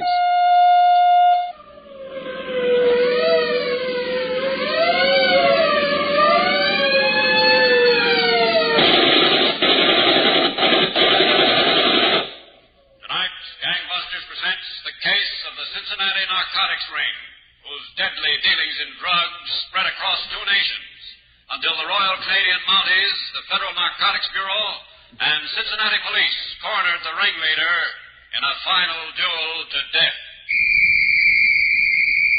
Gangbusters has asked the Honorable Clem W. Mers, Chief of Detectives of the Cincinnati Police Department, to narrate by proxy tonight's case. Chief Mers, I know the case you're going to tell us about tonight has an international flavor. Well, that's true, Don Gardner. But most important, it shows the effectiveness of cooperation between federal, local, and Canadian authorities, despite the handicaps of international border lines. Well, it sounds as though you have quite a case for us, Chief Murs. Why don't you start right in? All right, Don. Suppose we begin just a few months ago in the city of Toronto, Ontario. Late one night, two men were in a room on the fourth floor of a second-rate hotel near the Union Station. One, a middle-aged, bald fellow, strangely nicknamed Sonny, sat on the edge of the bed, while the other, Big Jim Labard, occupied the only upholstered chair in the room. After a moment, Big Jim got up and walked to the dresser to pour drinks to bind the deal they'd just closed. Okay, Sonny. We'll have a drink on it. Take it easy with mine. What's the matter, Sonny? Our Canadian whiskey bites a little hard? It all bites hard after you tease it too much. There you are, Sonny. May you make a fortune out of the deal. Much obliged, Jim, for wishing me a fortune. You already made yours with a licking I took. Nobody asked you to come here and buy. You want, you got to pay the price. Well, here's luck. $400 apiece. It's the first time I ever paid $400 an ounce in the last. Here's the last. Look, Sonny, an ounce of heroin is just as hard to come by in Canada as it is in the States. Yeah. And I'm the hottest guy in Toronto just now. They got 3 King's warrants out for me. I should lay low. If there is a deal, I got to make. Okay, you may. Don't beef. When do you deliver? When are you leaving? All you got to do is walk across the hall to my room. You can pick up the package anytime. What do you mean, pick up the package? I ain't carrying 30 pieces over the border. You got to deliver to Cincinnati. You take it with you, Sonny. Who are you kidding? My understanding of the deal was you deliver to Cincinnati. I ain't running no drugs across the border. That ain't my business. It ain't my business either, Sonny. Not at $400 an ounce, it ain't. Okay, you won't deliver to Cincinnati. The deal's off. Sit down there. What's the matter with you? You made a deal, you stick to it. Not if I got to run the border, I don't. It'll cost you an extra $100 apiece if I got to deliver to Cincinnati. Who do you think you're holding up? You. An extra $3,000 for running the border with a 2-pound package? What do you think I am, crazy? You can run the border for nothing, Sonny. It won't cost you a dime. Okay, you robbed me. When do you deliver? Won't be in a hurry. It'll get there. Come on across the hall to my room. I'll show you what you bought. Yeah, that's always a good idea, seeing what you buy. Have a look in the hall. It's okay. There's not a soul around. All right, you can go. Wait a minute. What? Back inside fast. What's the matter? Somebody's in my room.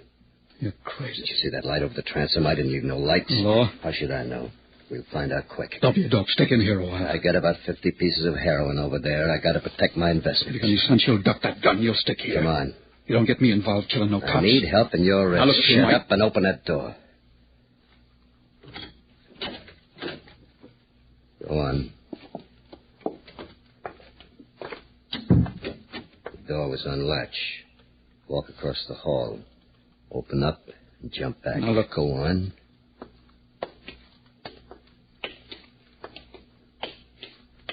Hold it.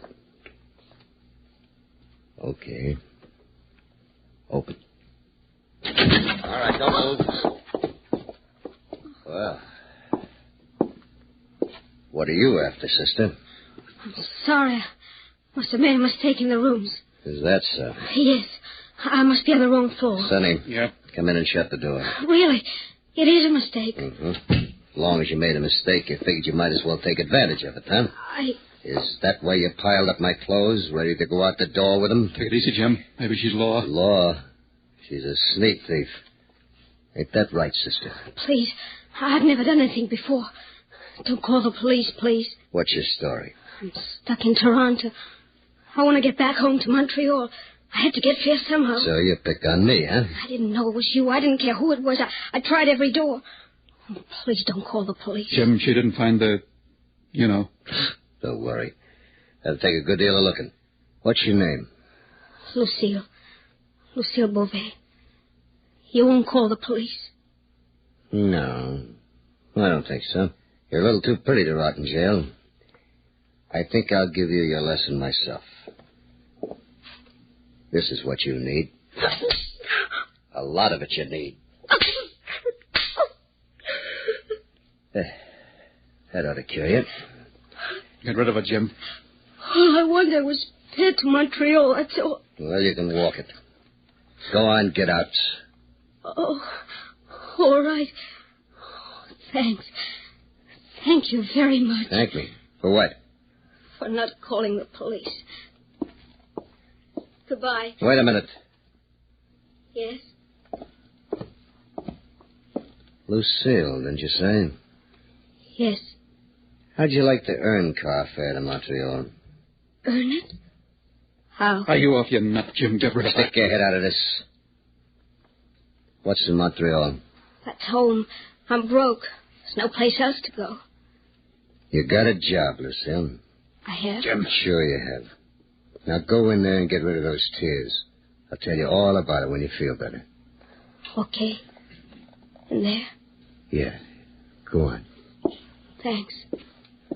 Thanks ever so much. You know, you're really nice. How crazy can you get, Jim? Did you ever see such eyes? Black as the ace of spades. What do you want to get mixed up with a lousy sneak thief for? She was telling the truth. It's the first thing she ever tried. Who are you kidding? They all got the same She story. was telling the truth.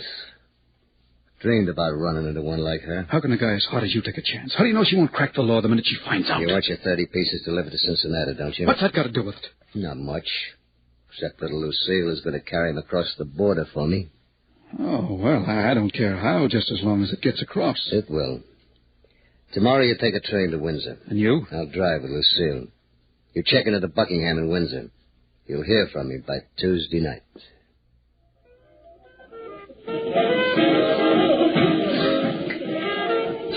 So you've never been on a trip across to the States, Lucille? I've always wanted to go. You have your wish tomorrow. First thing in the morning. Let's have a drink on it, huh? Jim, why do we have to lie to them? Why do we have to tell them we're married? Oh, saves a lot of unnecessary questions, baby, that's all. How? No, if it's just a couple from Toronto going on a little vacation, there's nothing to it.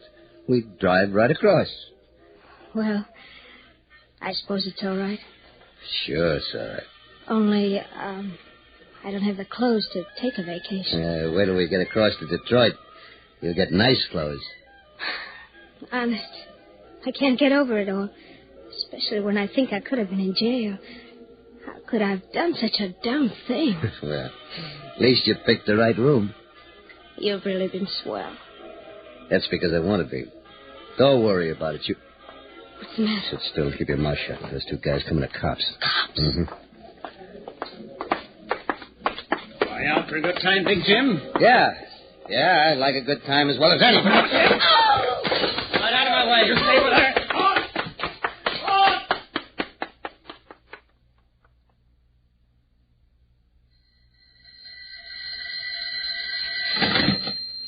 Hello? Sonny? Oh, is this Jim? Yeah. Had some trouble? Plenty. A couple of cops made me in the joint. I just did get away. You didn't lose the goods? No, I got the goods. It was in the car. They hauled in Lucille. So what? As long as they didn't get you with the goods. You got a pencil handy? Yeah, why? I'm going to give you the name of a lawyer. Get hold of him. Tell him to get a writ or make bond for her. Anything. Are you kidding? I want her out, do you hear? You don't need her to get the stuff across, and you know it. Get hold of that lawyer and get her out. You get on a train and head for Cincinnati. I'll see you there in a couple of days. Have my dough ready because I'm going to need it. Don't forget the lawyer. If she don't get out, the 30 pieces stay in Canada. So, Don, the fugitive Big Jim Labard, a notorious Canadian dealer in narcotics, had a narrow escape from capture.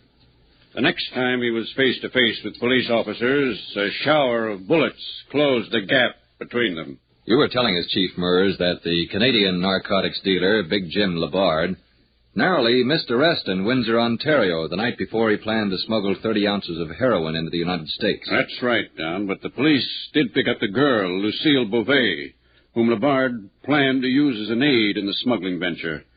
There was no evidence against her, and she didn't even know the identity of Labard, so she was released shortly after dark the next night. Walked out of the house of detention for women. A stranger in town, Lucille had no particular place to go, and she headed toward a brightly lit restaurant, which was the first thing she saw as she walked out of the jail door. Look, Sam. What? Keep walking. Keep your head straight. They told me who you are. About to tell him myself before I had to leave. Meet me in an hour. Victoria Park. Bench under the Queen's statue. Make sure you aren't followed. Change cabs a couple of times. Yeah, here's some dough. I don't know whether I want to meet you. Be there. I'll see you.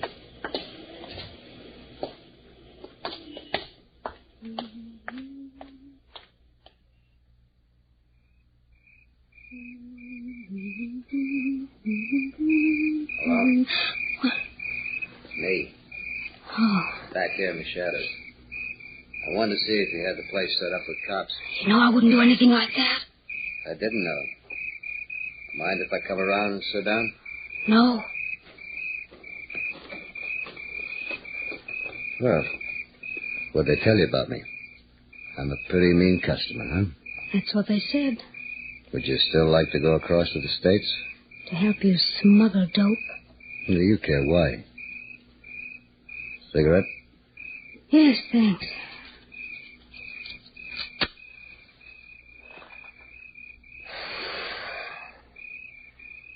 I didn't know what to think of you bringing me from Toronto. Wanting to take me to the States. Especially when you caught me robbing your room. I thought maybe you fell in love with me. Maybe I did. You wanted to use me. You had a purpose. If I only wanted to use you, why should I take the chance meeting you tonight? If they caught me, it'd be 10 years, baby, at least. That's what they told me. Come here. Please, no. I said to come here. Please, Jim. There. Does that look like I just want to use you? I want to go back home to Montreal. You think you're too good for me? You think a sneak thief is any better than I am? It's not that, Jim. Come to the States with me. No, I can't. You want to and you know it. All right, I want to. What are you waiting for? All right, Jim. I'll go with you. Sure you will. They're watching all the borders, Jim, I know. They've got the U.S. Customs on the lookout. Oh, you'll get caught. Yeah, plans have changed, baby. We're not going as tourists anymore. Now, come on. All right.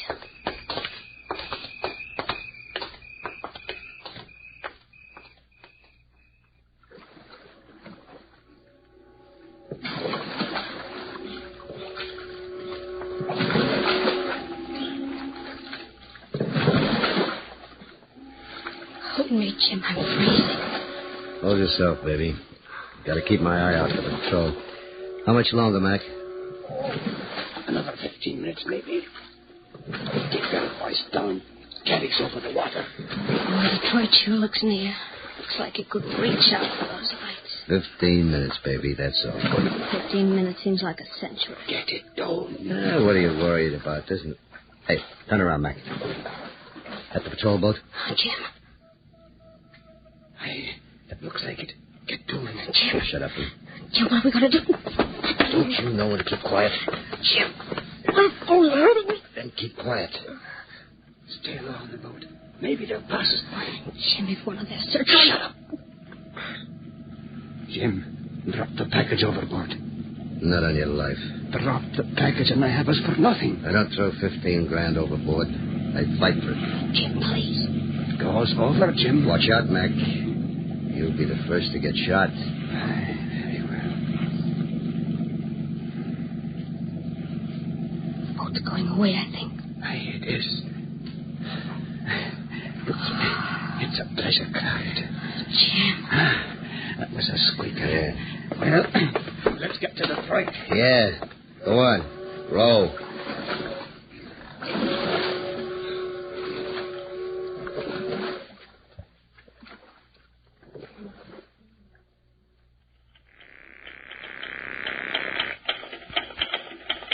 Captain Hoffman. Lead off, Captain. Agent Laney of the Narcotics Bureau, Treasury Department, is here to see you. Laney? Laney, is he from the Cincinnati office? Just a second, Captain. You from the local office, Mr. Laney? No, I'm out of Washington. He's from Washington, Captain. Ask Mr. Laney to come in. Right. Right through that door, Mr. Laney. Thanks. Come in, Laney. Hello, Captain. Well, I'm glad to meet you. Have a chair. Thanks. I'm in Cincinnati on a special job, Captain. How can we help? Did you ever handle a narcotics dealer, Sonny Wilton? Yes, we've handled him. Do you know where I can put my hands on him? At the moment, no, but I'll put a couple of my boys to checking with you. Well, we're more interested in a guy he's been dealing with lately, Big Jim Labard, a Canadian. You think he's in Cincinnati, too? Well, it's just a tip. The Canadian Mounties have been looking for him on 3 warrants, narcotics cases. Mm-hmm. They picked up a boatman who's been running smugglers across the Detroit River. Their information is that Big Jim made a deal with Sonny and came to Cincinnati. Okay, we'll be on the lookout for them both. The Mounties almost got their hands on this Big Jim last week. He saw them coming and ducked out of a bar. They couldn't shoot in account of the crowd. But they did get a girl he was with. Oh? How does she figure in it here? Well, they had no charge to hold her on. According to the boatman, Big Jim just took her along when he smuggled in the narcotics. I see. Excuse me a second. Sure. Yes, Captain? Ask Mayor and Stuss to step in here right away. Yes, sir. They're a couple of my best men on this kind of deal. Good. We don't have too much to go on, Captain, but the Canadian authorities are doing a little further checking on the girl. If they find out anything, we'll hear about it. They want Labard and want him bad.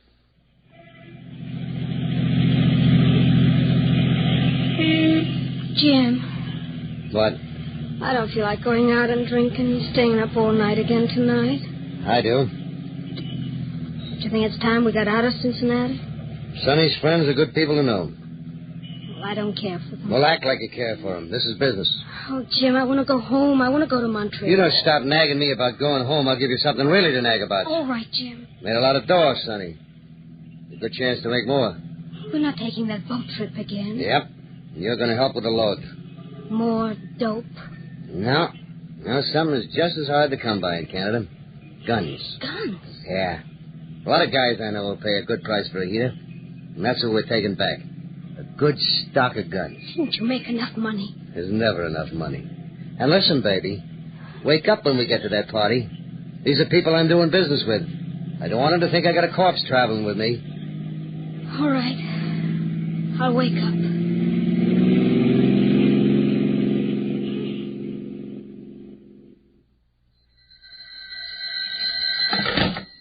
Captain Hartman. Laney, Narcotics Bureau, Captain. Oh, hello, Laney. Anything new? I think so.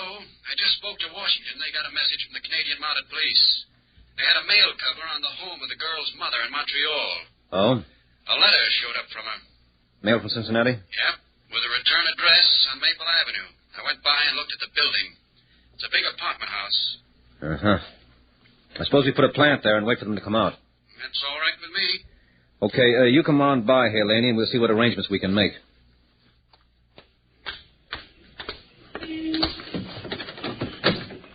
Hello, Laney. How's it going? You haven't seen a soul that looks like a bar to the girl, Captain. Well, a lot of people live in this apartment house.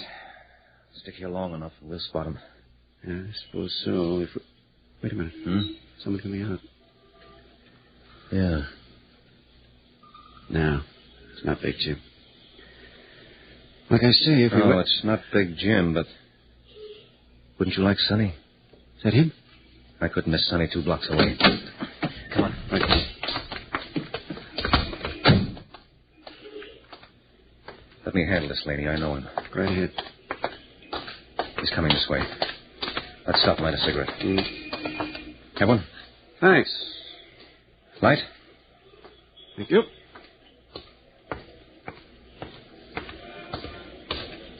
Where do you think you're going, Sonny? Hey. Police officers. Is that so? Where's Big Jim? I don't know what you're talking about. He lives in that building and you know it. Why'd you go in and get him? Okay. We're going to knock on every door. And you're going to be right in front of us. No, look, you don't get me mixed up in this. Which is his apartment? He's got guns. He's got plenty of guns. He'll use them. You don't get me to knock on his door. Which is his apartment, Sonny? H5. Look, don't take me up there. Haul me in. He'll use those guns. All right. We'll see that you get a nice seat on the sidelines. Good. That's where I want to be, on the sidelines. You keep your eye on him, Laney. I want to call downtown and get a couple more men out here. We may need them. Yeah, I'll say you will. Go on, Captain. I'll watch him till you get back. Let's see him. What? Come on over here and give me a hand with this stuff. Oh, Jim, I'm busy trying to pack. What is it? Let me get the stuff out of that drawer and into the carton. Well, come on. Jim, I don't want to handle guns. Guns are the safest thing in the world when you know how to handle them. Come on, help me pack them. Are they loaded? Sure they're loaded. What good do you think they'd be if they weren't? I can't touch them. I'm going to go back to Montreal. You'll give me a hand. No. Listen, when I tell you something, I mean it. Please, you hurt him. You hurt too easy. Now, give me a hand. Who's that? Expecting anybody? Go on, answer it. You'll find out.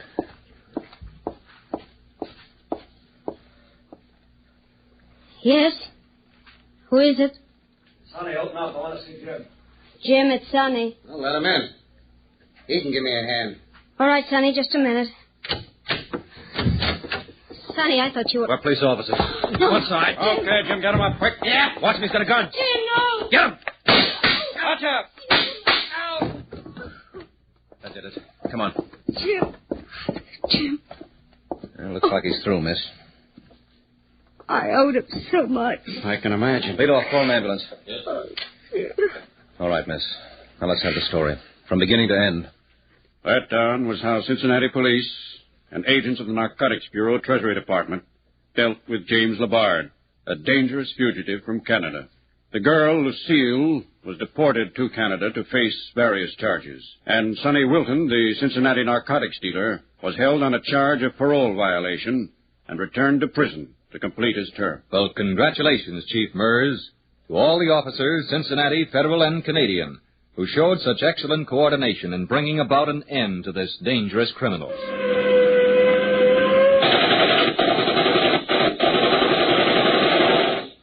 Tonight's case was dramatized by Stanley Niss and directed by William Sweets, with Frank Reddick and Susan Douglas in leading roles. Don Gardner speaking.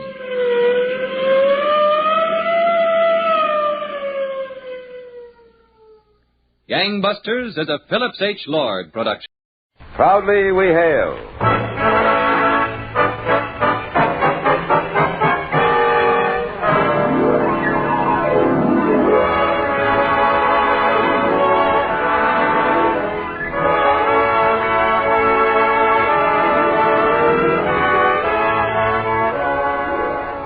From New York City, where the American stage begins, here is another program with a cast of outstanding players. Public service time has been made available by this station for your Army and your Air Force to bring you this story, as proudly we hail the Women's Army Corps.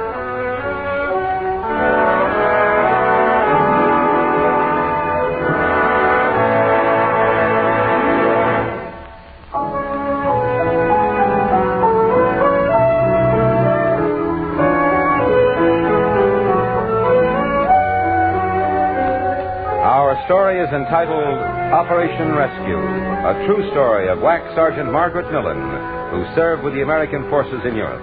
Our first act curtain will rise in just a moment, but first... Here's a most important message for young women listening to this radio program. If you are between the ages of 18 and 34 and qualify, you can prove that this is a woman's world, too. How? By enlisting in the WAF, Women in the Air Force. By joining right now when you're needed most and when the opportunities for advancement are greatest, you will be serving your country well and yourself too. You will have opportunities for some of the finest technical training in the world. Training which will serve you well should you elect to return to civilian life. But most of all, you will have the inner satisfaction of knowing that you are serving your country when the need is urgent. Do your part in keeping America strong. Visit your local United States Army and United States Air Force recruiting station and enlist in the WAF, Women in the Air Force. Do it now. And now your Army and your Air Force present the Proudly We Hail production, Operation Rescue.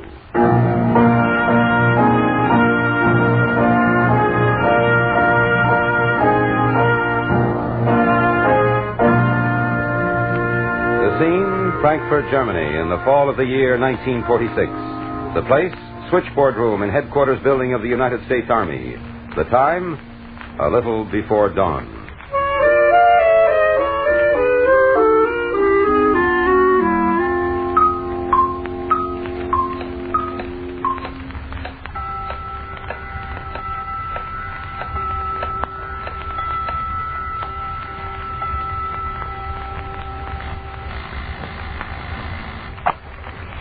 Frankfurt military post? Oh, no, sir, I'm sorry. Nothing's come in. No word at all. Yes, sir, as soon as I hear anything. Yes, sir. Marge, you've got to get some sleep. You can't keep on like this. No one can. You must get some sleep. Oh, I'm all right, Betty. You haven't been to bed in almost 36 hours, and you've had nothing to eat. Just coffee and sandwiches. Marge, look, I'll tell Captain Farnham. Betty, get me some coffee. But, Marge... Betty, please. I'm too tired to argue with you two. Oh, just get me a cup of coffee, please, huh? Sure, Marge. Coffee. And Betty? Yeah? 1 sugar, no cream. 1 sugar, no cream.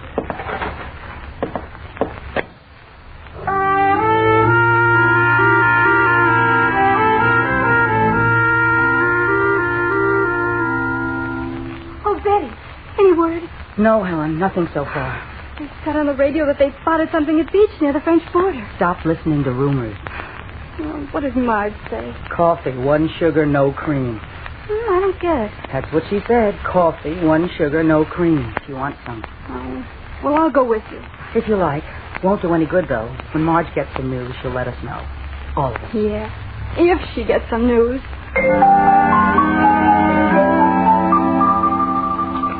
Coffee, 1 sugar, no cream. You liked it that way at home, too, remember? Remember back across how many switchboards and transports and trains? Remember your home? Remember?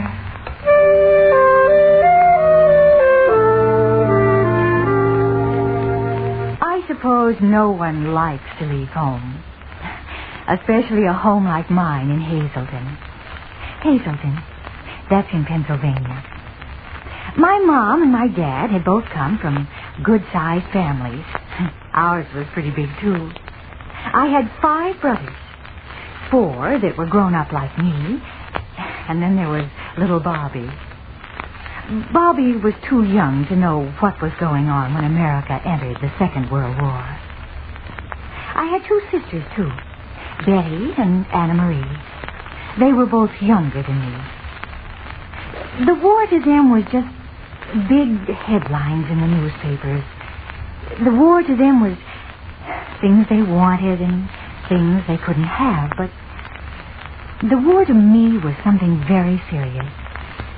And it was serious to 2 of my brothers, August and Joe. On December 7th, 1941, they enlisted immediately in the United States Army. I wanted so badly to be of some use, too. And so I thought at the time that the very best place for me was in an airplane factory. Oh, it was a huge place. Blocks and blocks long, and you became a part of the whir and the rumble. Part of the movement of the giant machine. You were a card which was punched in the morning and then at quitting time. You were Marcus Millen on that card, but of course everyone called you Marge. You know, Marge, sometimes I wish I was doing something more than working in a defense plant. Sometimes I wish... Yes, Liz? Oh, never mind. Say, Marge, should I have a date with George tonight? He wants I could have a date with him, but I don't really know him. I mean, real good, that is. What do you think about him, then? Who, George?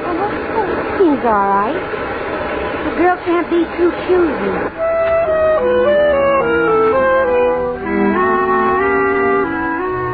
Liz had a big heart, but she had a one-track mind, too, and that was about men. I couldn't help thinking, though, about the way she said, Girl can't be too choosy. I thought about it in a much different way. I thought about it all that day, and it kept running through my mind as I rode the bus into New York on Saturday afternoon to do some shopping. A girl can't be too choosy. I wanted to be very choosy. I wanted to make the best choice in deciding how to help my country during the war. I wanted to make a choice which would help me, too, in the years ahead. A choice which meant a solid and fine career.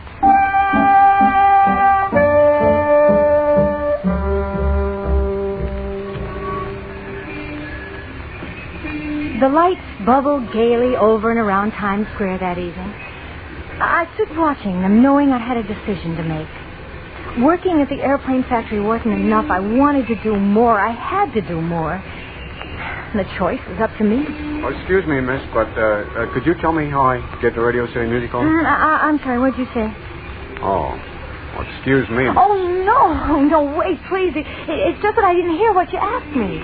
Well, I have a ticket for the Radio City Music Hall. I don't know where it is. Well, you haven't far to go, Corporal. Just 6th or 7th Street. You can't miss it. I sure hope not. This is my first trip to New York. Some big town.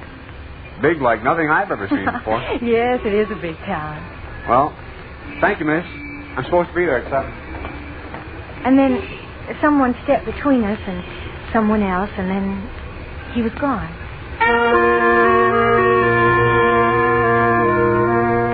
Yes, he was gone.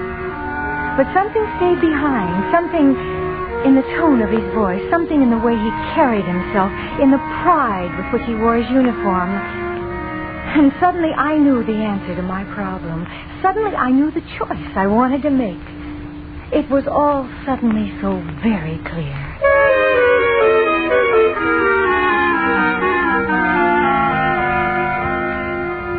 We need girls like you very badly, Miss Millen.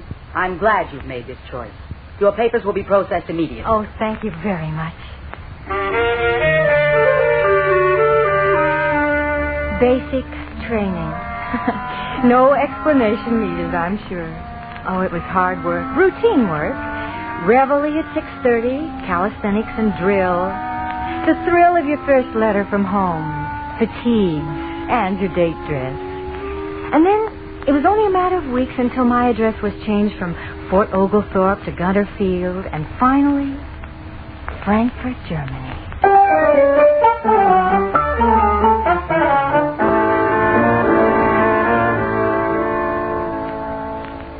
I'm glad to have someone here with your experience, Corporal Millen. You'll be chief operator of headquarters switchboard. A very important assignment, and one which I'm sure you'll enjoy. And now about your billets. The WAC billets are 2 blocks down the street. You pass the PS.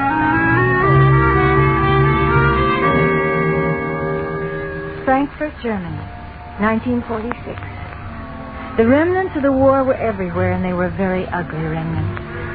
The torn and twisted buildings, rubble piled high along the streets where the crack troops marched, the invincible men, the iron machine, the goose step and head held stiffly erect, the dream that marched into a nightmare of hell.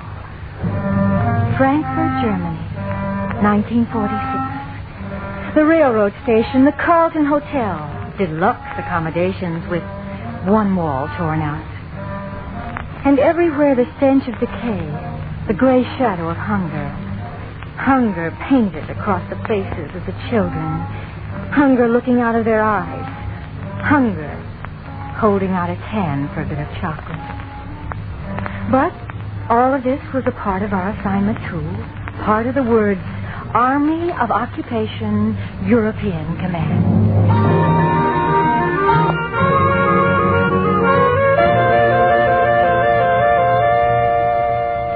The days were routine.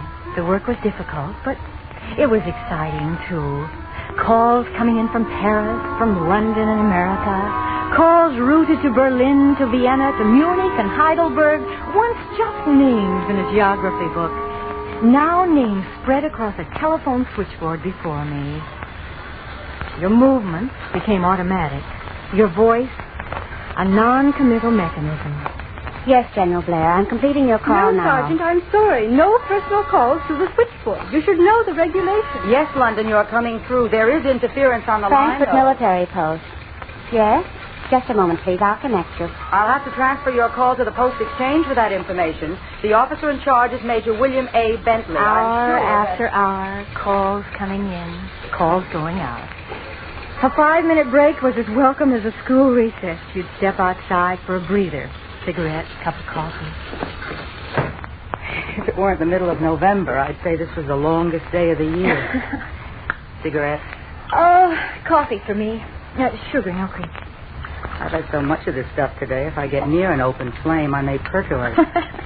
You never had it so good. Are you referring to the coffee? It's not bad. Good coffee, something I really enjoy. What time are you off duty tonight? I'm not. How's that again? I'm not off duty. I'm taking Helen's shift. And what's with Miss Glamour? She pair a cuticle too close or something? You wouldn't want me to stand in the way of young love now, would you? Marge, look. You can be a nice person. And you can also be too nice a person, and people walk all over you. How many times have you taken that gal's duty so far this month? I don't mind, really, I don't. I like Bill. And it's for him, too. Bill is in Italy on furlough. Bill is landing at Rhineland tonight. He got on a special flight, a C-47 coming from Pisa. Is it okay if I take Helen's shift now? Okay, you win. Oh, I wish you could have seen Helen's face when she got the call from Bill. Talk about a bright sun after a thunderstorm. I guess maybe I was as happy as she was. We just stood there and grinned at each other like a couple of foolish kids. What? Helen, we were just talking about... Betty. Wait a minute. Helen, what is it? Betty, get some water. Get some water in the hall. Now, Helen, honey. Now, you're all right. Here, just try to sit up a little. Now, there, that's better. I'm sitting in the room. Marge. The radio was on. Listen. Now, just take it easy for a minute, Helen. What, Marge? Should I call the captain? I'm all right. Really, Oh, sure you are. Now, here, try a little of this, huh? Oh. Thank you. I'm sorry I was so silly. It's just... Now, you said something about the radio. Yes. It was a news report. Plane is missing. A C-47. But, Helen, you mustn't jump to conclusions. Well, you know there's more than one C-47 over here. This one took off this morning from Pisa, Italy. Oh, my. Bill's on that plane. Bill's on that plane.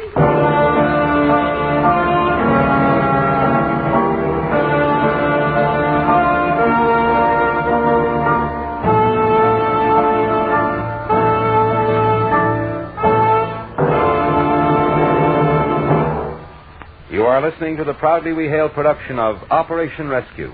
We'll return to our story in just a moment. Times have certainly changed. Why, just a few short years ago, women were completely left out of this man's world. But today, in more and more instances, women are proving that they can assume the role of skilled technicians in positions once thought of as solely for men. Now, a case in point is aviation. Today, in our rapidly expanding Air Force, women are taking their places alongside men as photographers, control tower operators, cryptographers, and dispatchers.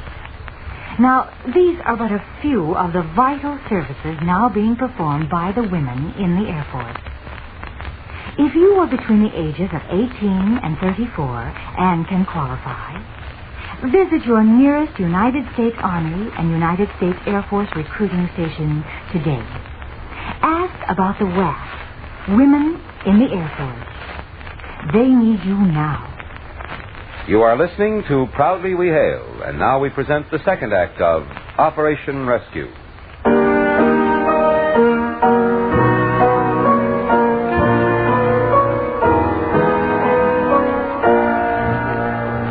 Hours and no report of the missing plane.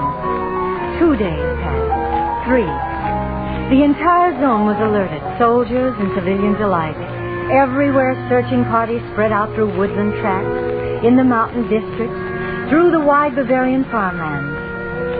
AFN, the American Forces Network, was on the air hour after hour, keeping us informed on the latest details of the air tragedy. Early this morning, constabulary and Air Force vehicles rolled into the town of Nice in southern France to check on the report that the wreckage of the plane had been sighted.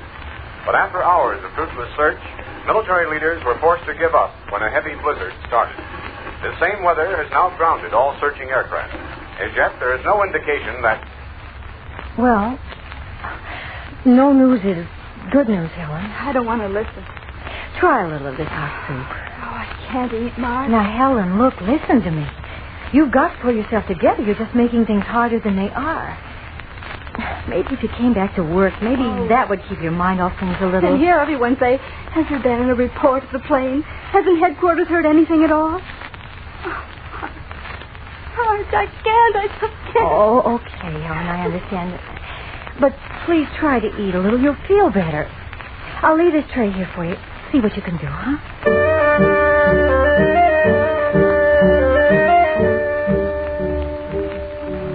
Very frankly, Corporal Millen, I don't know where we can get any experienced help. We've screened all the files in this district. None have had any switchboard training at all. Betty Thomas has been on duty for almost 10 hours without relief. Several of the other girls are starting their second shift, too. I've tried to reach Timmy Brady and Joan Nagel. They're on leave in Garmisch. The blizzard, though, has cut off all communication in that district. Well, we'll get along. So the utmost importance of the switchboard be kept operating smoothly till some news comes in concerning the missing plane. I'll do my very best, Captain Fun. I'm sure you will, Corporal. Tell me, how's Helen? She's sleeping now. She's certainly taken this whole thing very much to heart. The poor kid just can't think of anything else. Well, let me know if I can do anything. Anything at all. I will. And thank you, Captain Fun. Oh, by the way, Corporal, how long have you been on duty now? Don't worry about me, Captain Farnham. I'm fine, just fine. Well, if I find anyone at all who can relieve you, I'll send them right in. Thank you, Captain. Marge? Oh, yes, Captain Farnham? Thank you, too, Marge. Thank you very much.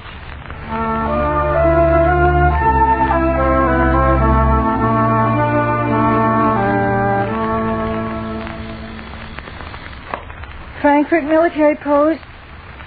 Oh, no, sir, I'm sorry. Nothing's come in at all, sir. No word. Yes, sir, as soon as I hear anything. Yes, sir. Marge, you've got to get some sleep. You can't keep on like this. No one can. You've got to get some sleep. I'm all right, Betty. You haven't been to bed in almost 36 hours, and you've had nothing to eat. Just a sandwich or two and coffee. Marge, look, I'll tell Captain Farnham. Betty, get me some coffee. But, Marge... Betty, please, I'm too tired to argue with you, too. Just get me a cup of coffee, huh? Sugar, no cream.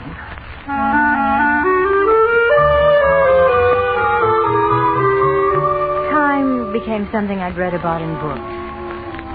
Time was something I'd known a long time ago when I was packing my kid brothers off to school.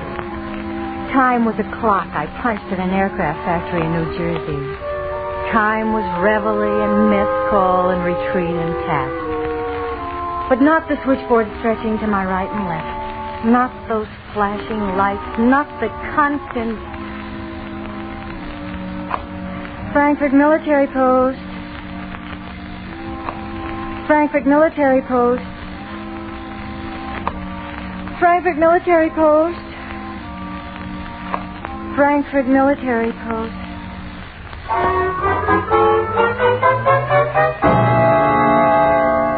Today is the 5th day in the search for the missing C-47, and the area in which the plane is believed to be has been narrowed down considerably. The job has been long and grueling, men working impossible hours under impossible conditions, but still not discouraged. Last night, 4 fires were sighted. Approximately 40 miles away, an oil smudge fire was sighted and wreckage seen, or so the report was worded. But it was just another rumor, another false report. At Rhine, Betty, Maine, you a won't special hear plane any more of standing this. by to give No, I immediate think it makes the on-the-spot waiting medical easier not help. to listen at all. Bundles containing food. I took the radio out of Helen's room. Oh, there was some definite news, some hope, anything. Frightening, isn't it? What time is it now? Little after 11. I don't think we can expect any rush of calls till morning. Suppose you turn in. I'd rather stay here with you. No, I can handle this by myself. I don't need any help. I'd rather stay. Betty, can't you understand? I have to stay here. It's like those men out there looking for that plane. They have a job, and they're sticking to it. I'm chief operator. It's my job. Marge, the switchboard's my job, too. But it's my responsibility. Okay. Then let me go down to the mess hall and get you some... Betty, what... It's all right. I just feel a little bit tired. Look, you're going to bed and right now, or else I'm going to call Captain Farnham. Now start marching. I knew I had to keep awake. The night stretched on an endless corridor before me. Strange, the things that keep running through your mind when you're alone. Little bits of your life, snatches of conversation. brief glimpses of people and places you'd forgotten so very long ago. A girl can't be too choosy these days. I had to keep awake, had to keep watching the switchboard. It sure is some town. Big like nothing I've ever seen before. And as chief operator, it is your duty, your duty, your duty, your duty, your duty. Frankfurt Military Post. Yes. Yes. Would you repeat that once again, please?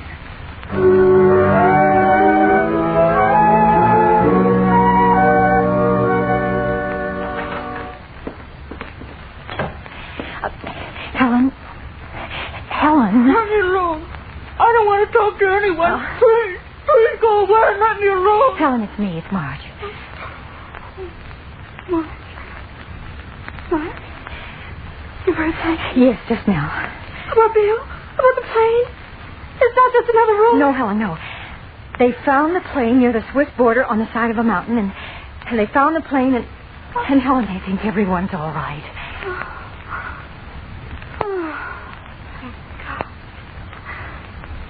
Dear God. When they flew over, they could see the people waving near the wreckage of the plane. Marge, she's alive. She's alive.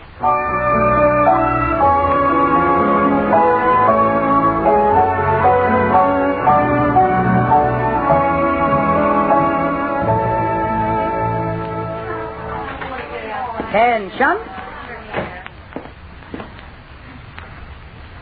At ease, girls. Is everyone here, Betty? Everyone, ma'am, with the exception of Helen. She went out to Rhine, Maine about an hour ago. Well, that's understandable. Please, all of you sit down.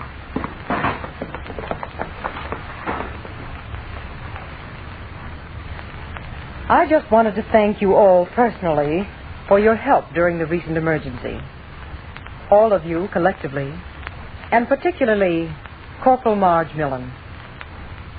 Our job here in Frankfurt, in fact, the job of the Women's Army Corps all over the world, is one about which very few people know. Too few people. We are not in active combat, but we have important battle lines which must be held, no matter how difficult the circumstances. They must be held. Corporal Millen has demonstrated this very ably these last few days. Her untiring efforts, the long hours she spent at the switchboard, all this should be an example of the spirit of WAC to all of you. Now, there are no medals given out for courage, such as she has showed. But medals aren't necessary. She had a job to do, and she did it well. We all owe her a vote of thanks for proving the qualities of the Women's Army Corps. When you get finished taking bows, Marge, how about some coffee? Sugar, please. Sure, I know. And no cream.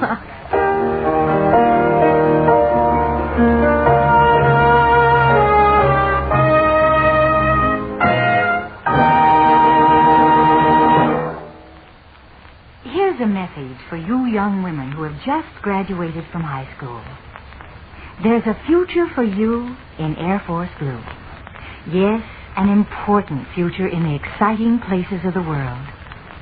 Today, the WAF, Women in the Air Force, is rapidly expanding to keep pace with our defense needs.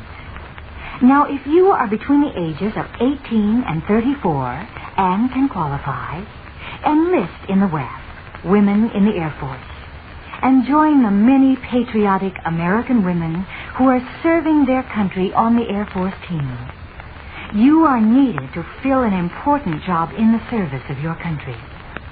So, visit your United States Army and United States Air Force recruiting stations. Have a talk with the recruiting sergeant and learn all of the facts. Remember, there's a future for you in Air Force Blue.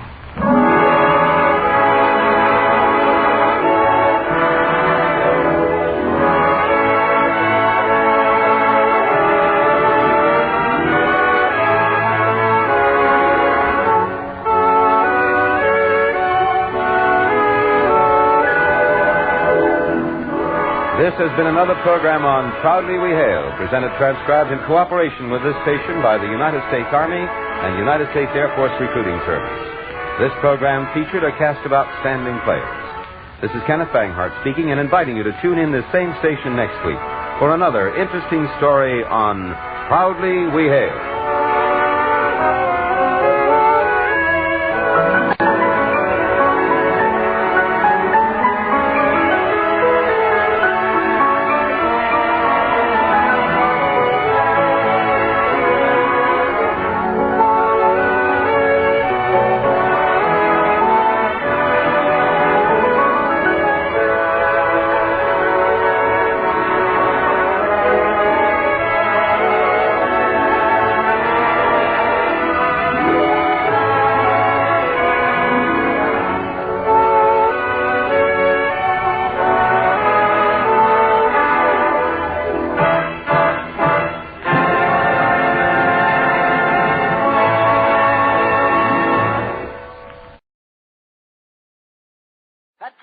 Brings you Basil Rathbone and Nigel Bruce in the new adventures of Sherlock Holmes.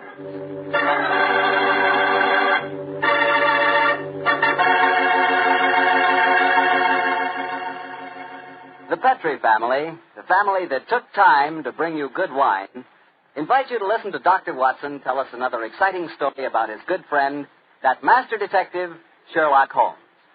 And I'd like to tell you something that maybe you already know. The fact that America's favorite wine is port wine. Did you know that? Well, if you didn't, you'll know why port is the way out front favorite if you'll just sample some Petrie California port. You just look at that Petrie port and you know it's good. That wonderful deep, rich red color. And Petrie port is so clear. Well, just hold it to the light and you can sort of see right through the glass. But what you really want to know about a wine is how does it taste? And I'll tell you something. I've never yet been able to find the adjective that'll do Petrie port justice. It's wonderful, honest. You just got to taste it for yourself and find out for yourself. You love that Petrie port in the evening after dinner when you're sitting around listening to the radio. And it's perfect to serve your friends when they come over. Oh, and you can show that Petrie label, too. In fact, you can show it proudly. Because the name Petrie is the proudest name in the history of American wine.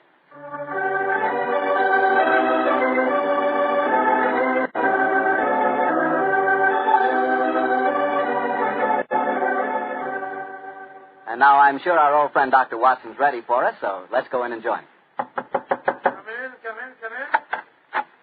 Good evening, Mr. Bartow. Good evening, Doctor.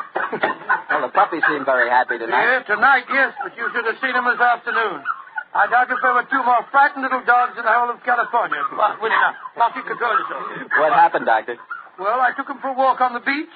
As we were scrambling round a rocky point, a seal popped his head up in the water quite close to us. What'd the puppies do? Oh, both of them barked at it furiously.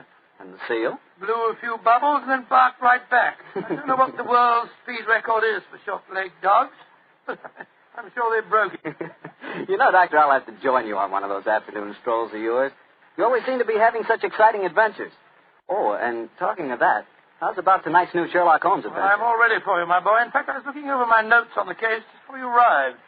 This is another story in which Sherlock Holmes' elder brother, Mycroft, played an important part. Mycroft Holmes was 7 years older than Sherlock, and some said it is superior in powers of observation and deduction. That sounds like heresy, Doctor. No, young fellow, my lad. Holmes himself was the first to admit it. In fact, if it hadn't been for his incurable laziness, Mycroft could have been a formidable rival to his younger brother. However, Mycroft did hold a position of considerable importance at the Foreign Office, and it was there that tonight's story begins.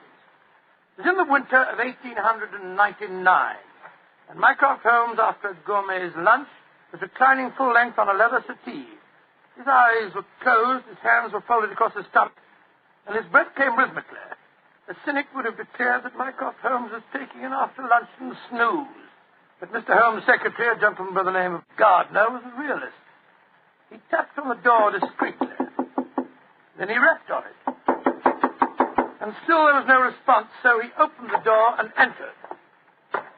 After a moment, he gave what he thought was a discreet cough.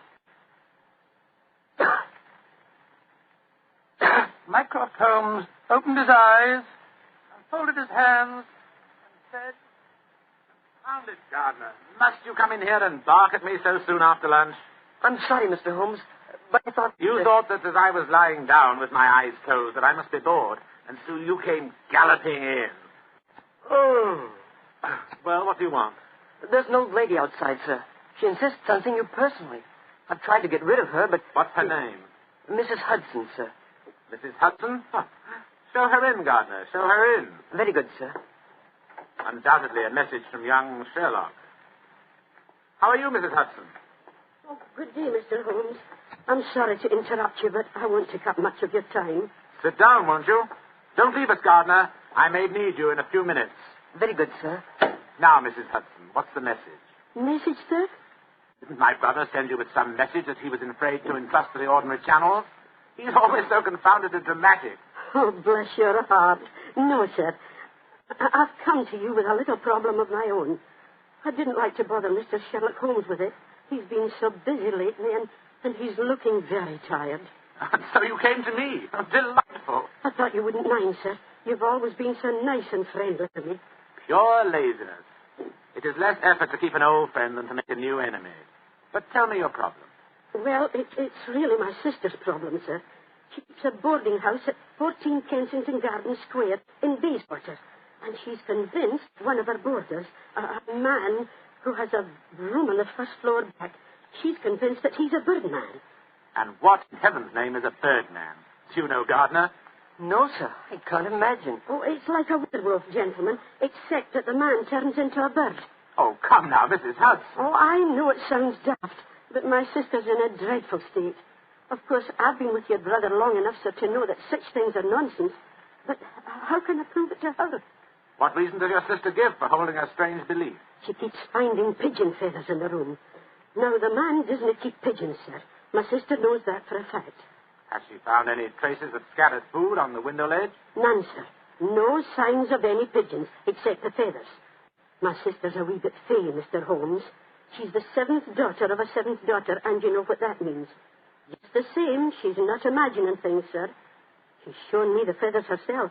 Where were they, Mrs. Hudson? Somewhere on the floor by the end of the bedstead, sir. I brought some along with me. Here, sir. And we found some more in the gentleman's cupboard where he keeps his clothes. By George, I wonder What if... is it, sir? I'll tell you in a moment, Gardner. Mrs. Hudson, this matter will require a little private investigation. You may return to your sister and tell her not to worry. I shall get in touch with you as soon as my inquiries are completed. Good day to you. Good day, sir. And I'm very much obliged to you. Well, Gardner, what do you make of it? An old wives' tale, sir. You're not treating it seriously, are you? Yes, I am. One of these feathers shows evidence of having had string tightened round it. That suggests a captive bird. Now, a captive bird smuggled into an obscure boarding house would point to something of the greatest importance to us, Gardner. By George, sir.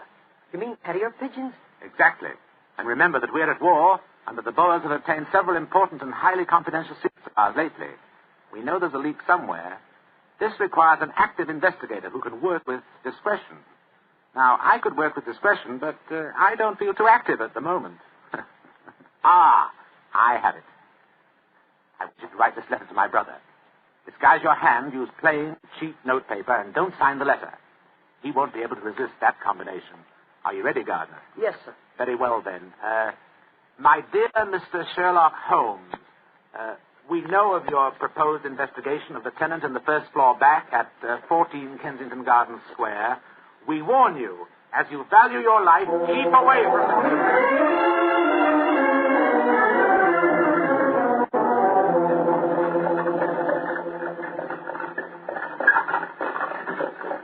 We warn you, as you value your life, to keep away from the case. And that, my dear Watson, is why we are driving towards 14 Kensington Gardens Square, disguised as building inspectors of the London County Council. Well, I must say it's a very challenging letter, Holmes. Unsigned, Yes. I notice. Written on cheap notepaper and in a disguised hand. There's no clue there, I'm afraid. Well, we're entering the square, Holmes. Let's stop the cab here. You can drop us here, cabby. Right, sure, Captain. It seemed a little incongruous in these costumes for us to arrive in a cab. Yes, I suppose so. Here you are, cabby. Oh, thank you, Governor. Supposing this mysterious tenant of the first floor back should be in his room when we get there. We must hope our disguises are convincing and keep our wits about us. This may be a trap. Yes, just what I was going to say. After all, you've never heard of 14 Kensington Gardens until you received an unsigned letter 2 hours ago warning you to keep away from it. I don't like the look of it. There we are, number 14. I suggest that you let me do most of the talking. Good Lord, yes. My Cockney accent doesn't compare with yours.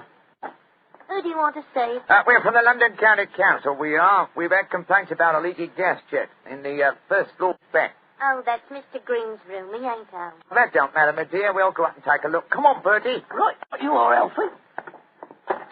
Want me to show you the way? The missus is out shopping. No, thanks, dearie. Me and Bertie can't get lost, can we, Bertie? Of course we can't. Of course we can't. Look at him laughing. Come on, Bertie. I do not be beside the seaside. I do not be beside the sea. Tiddly-um-pa-pum-pa-pum, tiddly-um-pa-pum-pa-pum. Nice house, Bertie, ain't it? Yes, Alf. Nice as can be, this house. I do not be beside the seaside. I do not be beside the... Here we are. First floor back. Better make sure the bloke ain't home. I do not be beside... No, he ain't home, Alfie. Huh? No, well, all right, let's go in.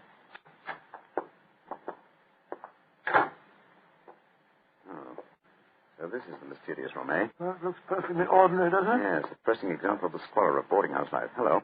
What's this on the bedspread? Feathers. Must have come out of the pillow. No. These are pigeon's feathers, old chap. And look here, Watson. Attached to the bed rail. Well, that's only a piece of string. String, yes, but with a small metal ring on the end. A ring such as is used to place around a homing pigeon's leg. But why should someone keep carrier pigeons in an obscure boarding house like this? Why indeed? The answer could be that the tenant of this room is engaged in some sinister activity that requires the use of carrier pigeons in sending messages. Yes, there's no evidence of the birds being kept here. That's true, Othello, that's true. Possibly the owner of this room is given a pigeon by one of his superiors, brings it here, affixes his message, and releases the bird. But why couldn't he just take the message to where they keep the birds?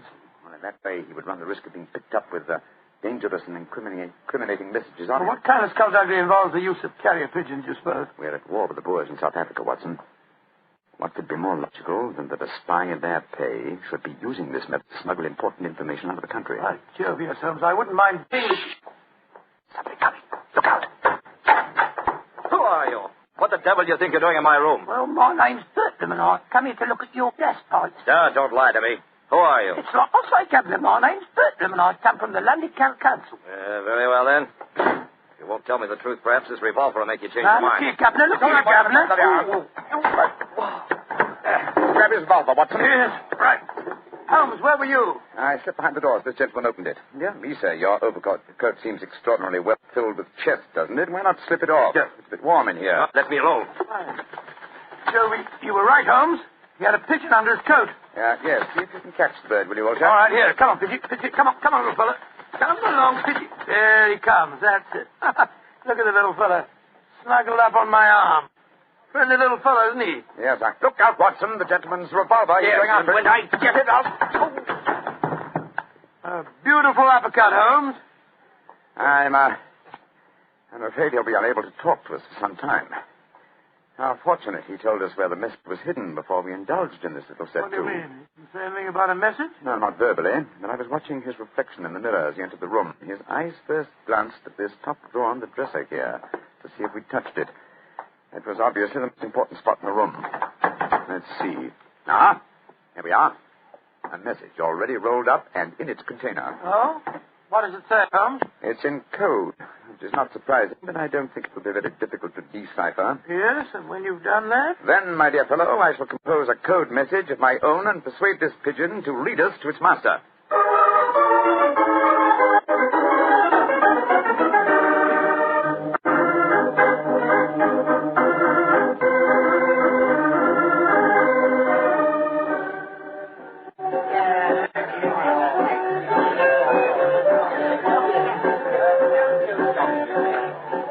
I can see from your puzzled expression, Watson, that you're wondering why I brought you to Dexter's Music Hall in the Edinburgh Road. Well, I must confess I was confused, Holmes. First of all, we go to Baker Street and you spend hours poring over some obscure book, and you write out a message, attach it to a pigeon, and let it loose.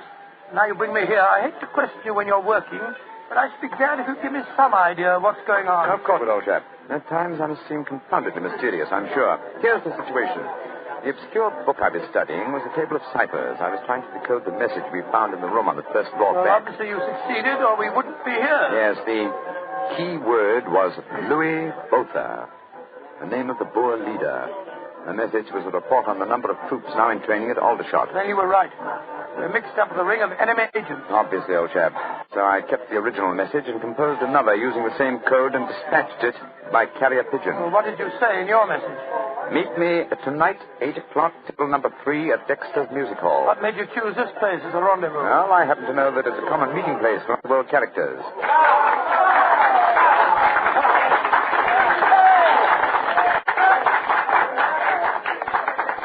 And which is table number 3? The one over there in the corner. I reserved it. Then why don't we go and sit down there instead of standing at here at the back? I thought we'd give our visitor the opportunity of showing his hand first. He won't be expecting Sherlock Holmes and Dr. Watson, I fancy.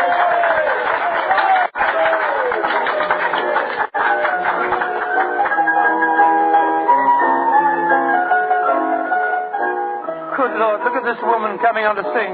You ever see so many fellas? Not allowed to have a bow, except upon the floor. So yesterday he came and took me walking a blue Holmes, look. A man just sitting down at table number 3. Look. Sid Trimble. Sid Trimble, who's he? Dangerous criminal who once worked for the Moriarty gang. We've caught a prize pigeon, Watson. Better have your revolver handy, old chap. Undoubtedly he'll recognize it. Right you are, Holmes. Come on, then.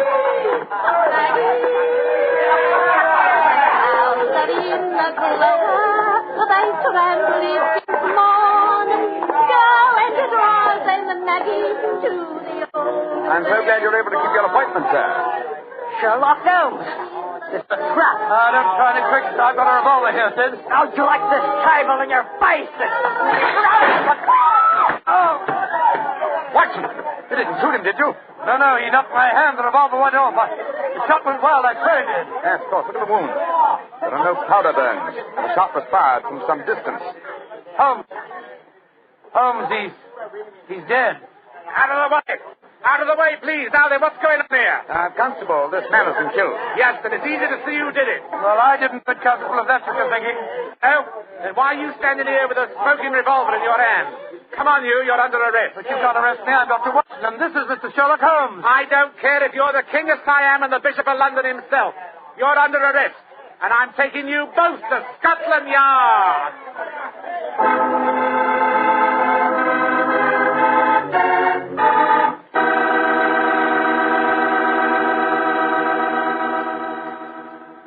You'll hear the rest of Dr. Watson's story in just a second. And if you don't mind, I'll take that second to say just one word to the ladies. And that word is muscatel. Petri California Muscatel. I want you women to know about it because Petri Muscatel is one wine that practically every woman likes. Maybe because it's such a beautiful color, like pale gold. But I guess really because Petri Muscatel brings you the wonderful flavor of luscious, sun-ripened muscat grapes. And that's a flavor. Try Petri Muscatel after dinner or any time as a change from Petri port. Have a bottle of each on hand. When you buy Petri wine, don't buy one, buy two. Remember, if it's a Petri wine, you know it's a good wine. Dr. Watson, that was really one for the books. So you got yourself arrested on a murder charge. Yes, Mr. Bartell. It's a very humiliating experience. I was taken off to Scotland Yard in the Black Marat. Just like any common criminal. The wretched constable wouldn't listen to a word that I've got to say. Well, Sherlock Holmes went with you, of course. Naturally. But as we arrived at Scotland Yard, my mortification was complete, and I found that I was led into the presence of our old friend, Inspector Lestrade. Holmes spoke to him at some length, but I could see from Lestrade's expression that my position was very serious. Now I can see what it is, Mr. Holmes. You see, I know you both. But I must say there are lots of them here at the Yard that don't like what they call your high-handed method. But, Lestrade, personal likes or dislikes have nothing to do with it. Well, of course they haven't. It's purely a matter of evidence. Well, I know that, Dr. Watson. And the constable's evidence was as clear as the nose on your face.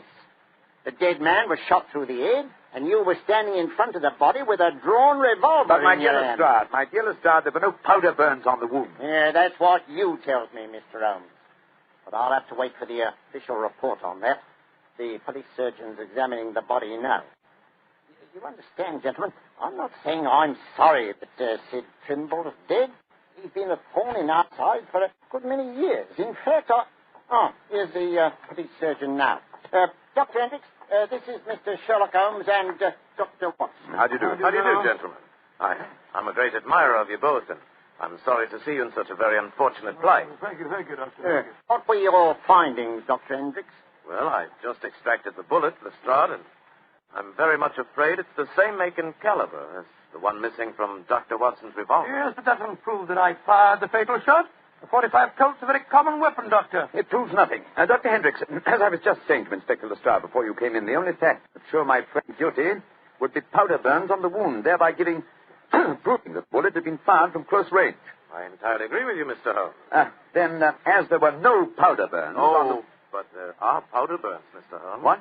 Very distinct ones, too. Lord, I don't understand, Holmes. I'm sorry, gentlemen, to be the bearer of bad tidings, but I have my duties to perform. Yes, and I'm sorry, too, Dr. Watson. Huh? I'm afraid I'm not going to be able to let you leave here. You must consider yourself under arrest.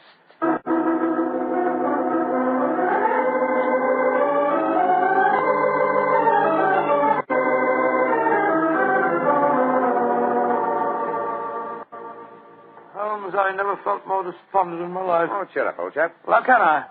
Locked up in a prisoner's cell. Looks as if I might end up at the gallows. Don't worry, Watson. You'll be out of here before the night is over. I promise you that. I wish I felt as confident as you do. How do you propose to do it? Oh, with the aid of a little hard thinking. Thinking? That won't unlock any cell doors, thinking. But it will, old fellow. It's obvious someone's deliberately trying to incriminate us. Let's try and reconstruct the killing logically. Sid Trimble was a member of an espionage ring. I sent him a false message.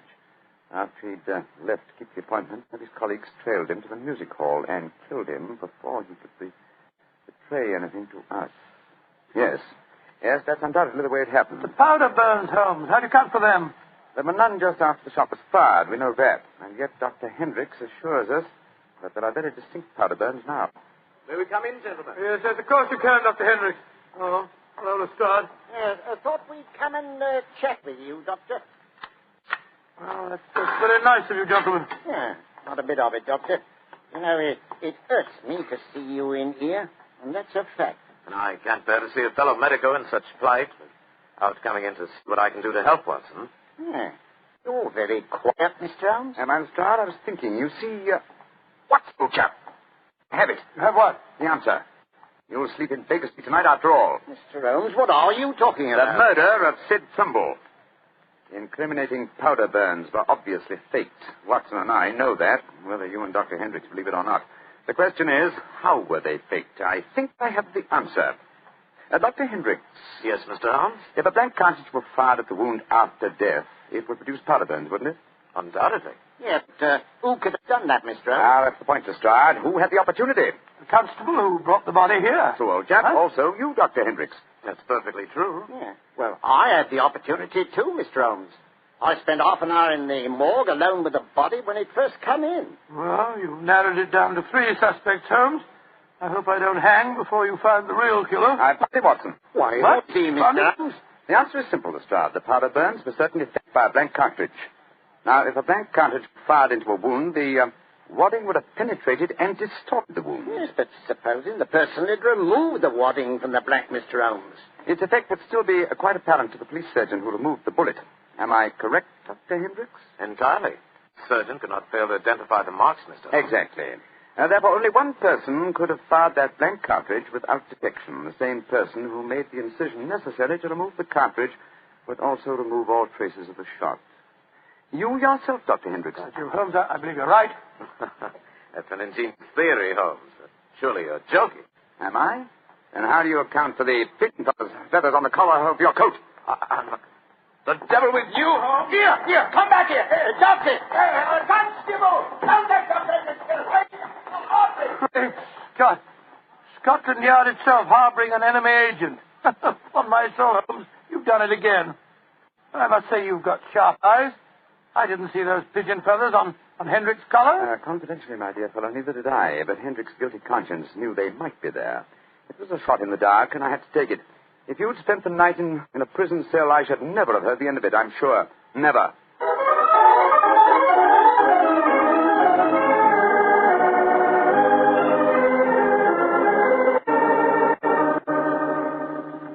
I want to see Mr. Mycroft Holmes, please. Follow me, Mrs. Hudson. He's expecting you. Aye, sir. Ah, there you are, Mrs. Hudson. Come and sit down.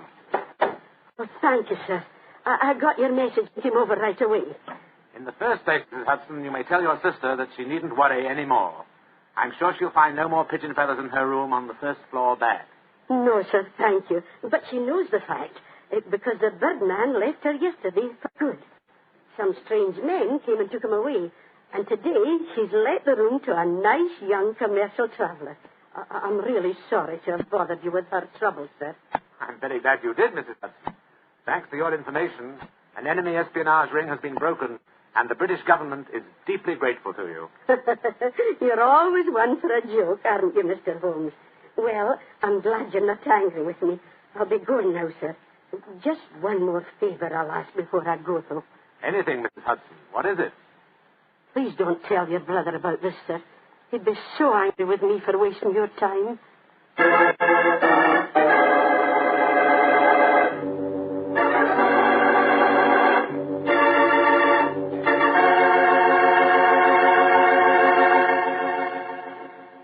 Well, Doctor, that was really a swell story tonight. Although it was a bit unexpected for you to have been arrested. Yes, indeed. Mr. Martell, when you're a detective like Holmes or a doctor like myself, well, you've got to be prepared to meet the unexpected every once in a while. I suppose so. Of course, you wouldn't know about things like that, being a wine expert yourself. Oh, now, wait a minute, Doctor. From the way you talk, you'd think I spent every waking moment in a nice, cool wine cellar, tasting wine from morning till night. Well, don't you? Oh, now, Doctor, I'm no more a wine expert than you are. All I know about wine is that it either tastes good or it doesn't. And I know that Petri wine does taste good. And that's because the Petri family took time to make good wine. Generations of time. Why, the Petri family's been making wine ever since they started the Petri business way back in the 1800s. And since the business has always been family-owned and operated, they've been able to hand on down from father to son, all they've ever learned about the fine art of turning luscious, sun-ripened grapes into fragrant, delicious wine. And they've learned plenty. So no matter what type of wine you want, for any occasion, you can't go wrong with a Petri wine because Petri took time to bring you good wine. Well, Dr. Watson, what story do you have lined up for us next week? Well, now, next week, Mr. Bartell, I'm going to tell you a weird adventure that Sherlock Holmes and I had in the East End of London. It concerns a most unusual stage play, a badly frightened actor, and a blood-stained razor. I call it The Strange Case of the Demon Barber.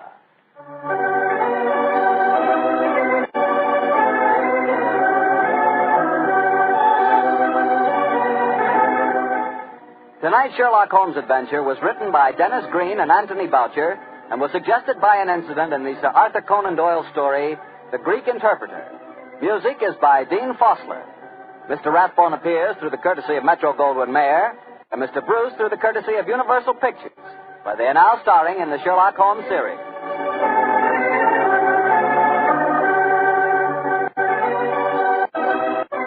The Petri Wine Company of San Francisco, California, invites you to tune in again next week, same time, same station. Sherlock Holmes comes to you from our Hollywood studio. This is Harry Bartell saying good night for the Petri family. For a solid hour of exciting mystery dramas, listen every Monday on most of these same stations at 8 o'clock to Michael Shayne, followed immediately by Sherlock Holmes. This is the Mutual Broadcasting System.